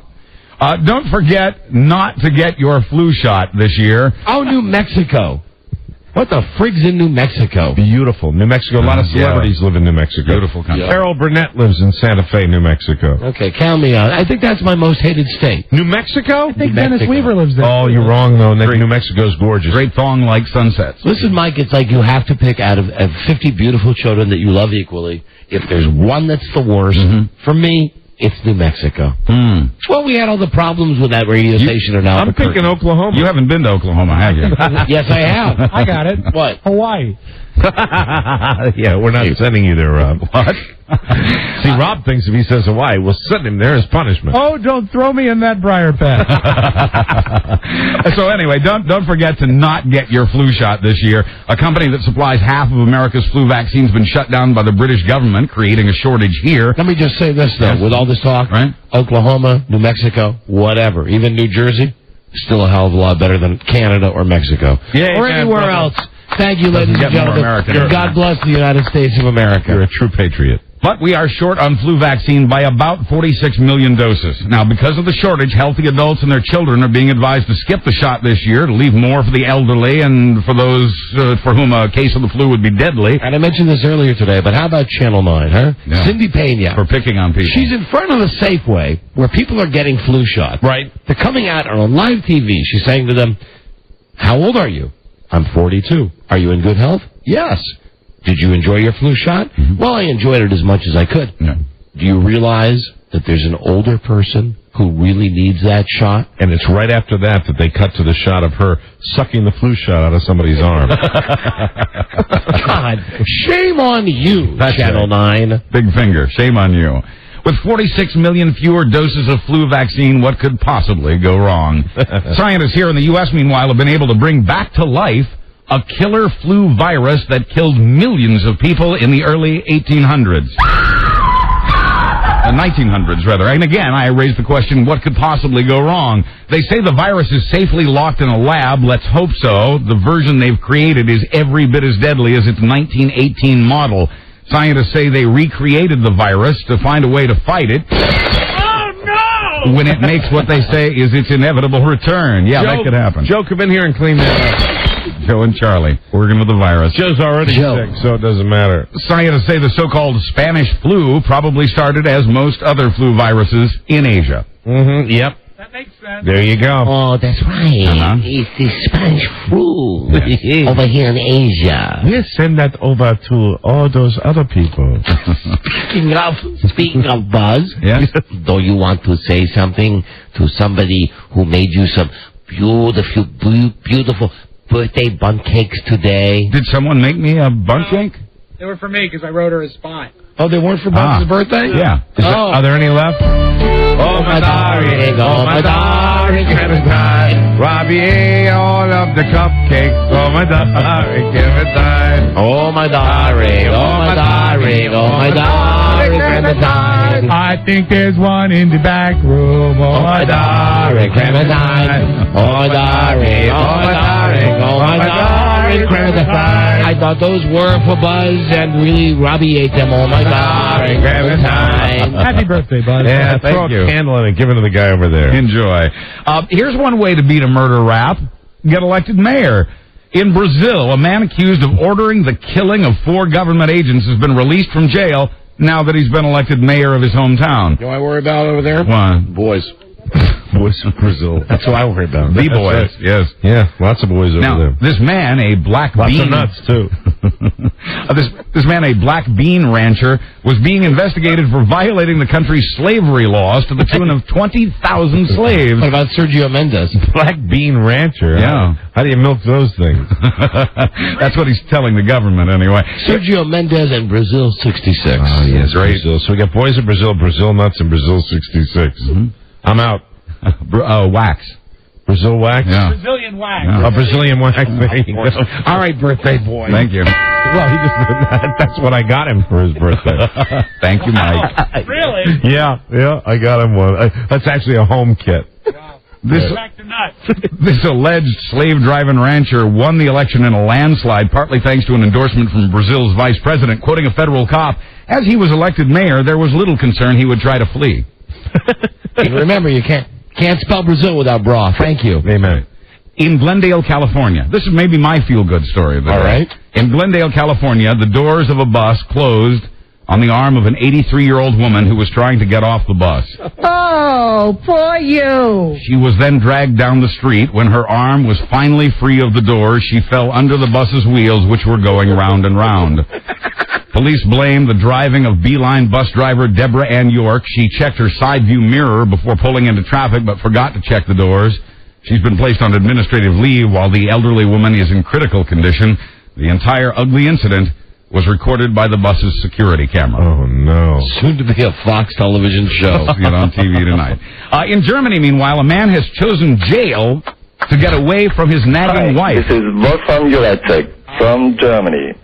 Never forget. Right. The Don and Mike Show. Right, Wolfram. The 47-year-old says he'd rather do 10 days for not paying a parking fine than spend those 10 days with the missus. That's right. I will write a book. Police say they were stunned when the man called them and asked them to come get him. Quoting a cop, he said he was looking forward to a bit of peace and quiet in jail. Merry Christmas! It's Germany in the news. Yes. So, in a nutshell, in essence, yes, the guy had two choices. Right. And he chose he'd rather go to jail. Actually, he had three choices. He didn't have to call the police and turn himself in. Man, those wacky Germans. Yeah. What was he thinking? Uncle Dolph. Hey, go. Merry Christmas. Merry Christmas. I have a gift for you. A gift for you. Did they make you break rocks in prison? Oh, no, Egon. But I did something much harder than that, Maggie. I wrote a book. What did we say about Germany? This is Wolfgang Juracek from Germany. Yes. Never forget the Don and Mike Show. Very good. So majestic. We've never gone this deep into this cut.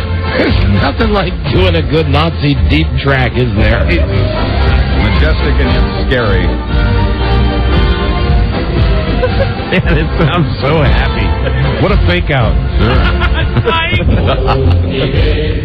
Kill everyone. The evil Nazis. They knew their music. Rob, listen, you can track it on the weekend. We gotta turn it off. We gotta turn it off now. My infomercial. Playing in his car. In England, a woman had to be rescued. On his iPod. A woman had to be rescued. What if you had this on your iPod? It's a teapot. Yes, or an N-pod, I don't know. They get so excited, don't they? A British woman had to be rescued by firefighters after getting impaled in the buttock by a bed spring. The 24-year-old woman... We did it. Boing, oing, oing, oing. Exactly. Oh, my God. The 24-year-old woman wriggled in bed to get comfy, and then... Oh. Boing. Oing, oing, oing, oing, oing. She was hooked like a carp. The spring entering the back of her left cheek and exiting through the side of her left cheek. Ow! That's the wrong sound effect. That's not boing, oing, oing, oing. No! No, that's Rudy Martzke. Oh, I've got it. Here we go. Here's the spring. No, that's not the right one. No. We need the sound of a bed spring. Yes. That's the sound of that cat. The woman's 3-year-old son tried to come to her rescue. He did bring her a glass of water, but it took him an hour to find her mobile phone. That's not a bed spring. Then she discovered the battery in her phone was dead, so she had to wait for the boy to bring her the charger. That's a dentist drill. 3 hours after being skewered by the boingy bed spring, firefighters rescued the woman who was wearing just a little nightie at the time. Oh, got it. Ready? Bed spring hits woman's ass. Wrong. Doorbell. I guess we'll never find it. Smart guy. Buzz? When we come back, some truly spooky stories to get you in the mood for Halloween. Okay, there it is. There it is. Finally. Oh, that's the ice pick. You know what it's on, really? Oh, yeah. It's on that thing it says like Slam Boom Crash Opera on it. Can you find that one? You really want the bed spring, huh? I do. You want closure on the bed spring. Yes, we got the sound effects. On the Boom Crash Opera. All right, here it is somewhere. Hold on. Hey! Hallelujah! We'll be right back. This is the Don and Mike Show. Gosh, I hate to interrupt. It's all been so incredibly fascinating and entertaining and instructive. Really, the time has just flown by. The Don and Mike Show. Masters of the taking touch. Don and Mike. Okay, here we go. How about Baltimore 105.7 Live, 105. Buffalo, WBUF 92.9er. Reno is the buzz. Yeah. And so is Tampa Bay. WBZZ Tampa Bay. And that's nice because it's our buzz's birthday. Happy 62nd birthday, we decided. 62nd birthday. And thank you. Hi, Buzz. You look great. Thank you. What else you got? I'll tell you. Spooky stuff. Halloween stories, maybe. Imagine driving your car, and all of a sudden it goes faster and faster and faster without your help, and you're not able to stop it as it tops out on a busy highway at speeds of 120 miles an hour. It happened to a man in France who phoned police in a panic. The police then cleared the roads. The brakes didn't make much difference at all, except to lessen his control of the steering. He couldn't cut the ignition because his Renault uses a magnetic card instead of a key. Renault. As he was headed straight for a toll booth that had been... Renault. Lay car. Wasn't that Lay car? Yeah, Renault. Lay piece of... Renault's very big in Europe. They're very popular cars. Renault, by the way, is denying the man's story, but police say he really was panicked, that it sounded to them as though he believed he was going to die. And as he was headed straight for a toll booth... Hey, George, I'm buying this car. What is wrong with you? You never told me you like the car. You're not sure what you want. You don't even know why you're here. It'll be 20 minutes. I told you, Putty's getting me an insider deal. Since when is Elaine's boyfriend selling cars? I thought he was a mechanic. I guess he graduated. That's an easy move. Go from screwing you behind your back to screwing you right to your face. First they stick you with the undercoating, rust-proofing, dealer prep. Suddenly you're on your back like a turtle. All right, calm down. Father had a car salesman, but he was going to fix him up real nice. Next thing I know, I'm getting dropped off in a lay car with a fabric sunroof. Yeah. Well, the kid was shouting at me, "Hey, Lay George! Bonjour, Lay George! Let's stuff Lay George and Lay Locker!" Remember Lay car? Good point. Lay car. Sure.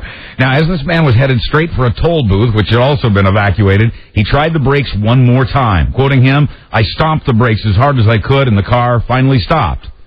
For now." Wow. Did you say that was a spooky story? A little bit, but it gets spookier.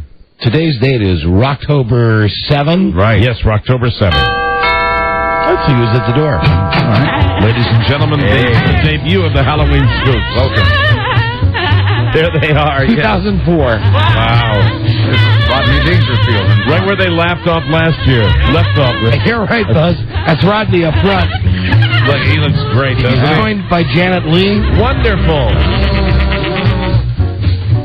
Come on now. There's G. Gordon Liddy. Fantastic. He's always there. And look, there's Howard Stern and Sirius Satellite Radio. Oh, come on now, Spooks. Sing it. Come on, Halloween Spooks.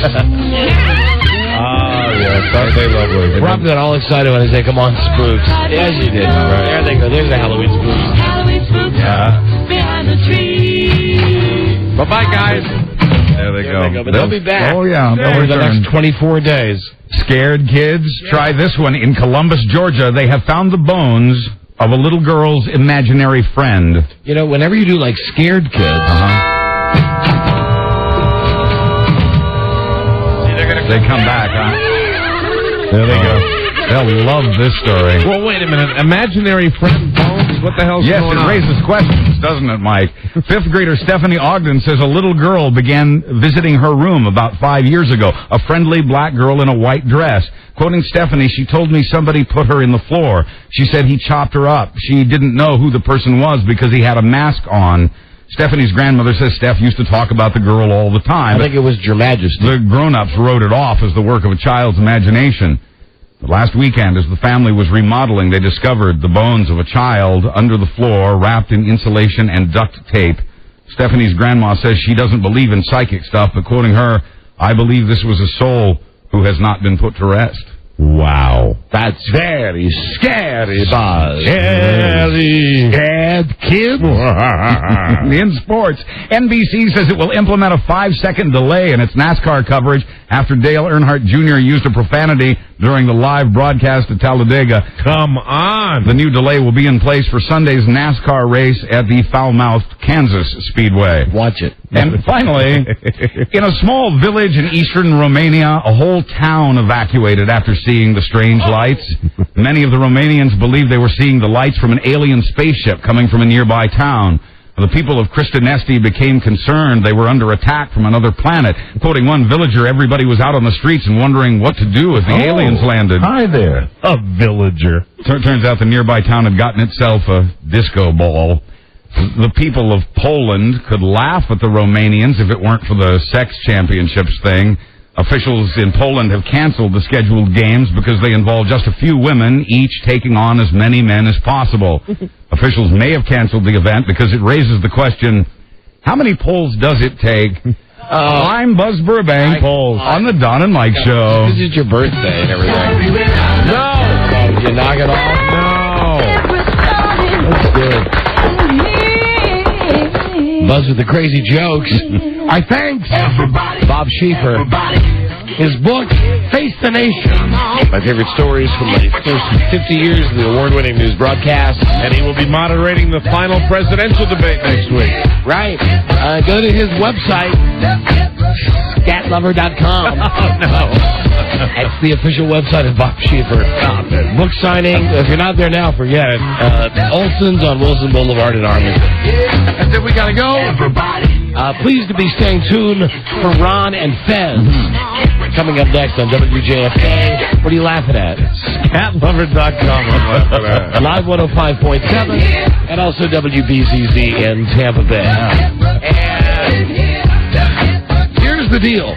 We work very carefully to time the ending of the show. I understand, Dave. And Buzz? Yeah. You got the same clock as me, right? I finished prematurely. You did? Yes. So let me just say, we've got roughly 2 minutes of network airtime left.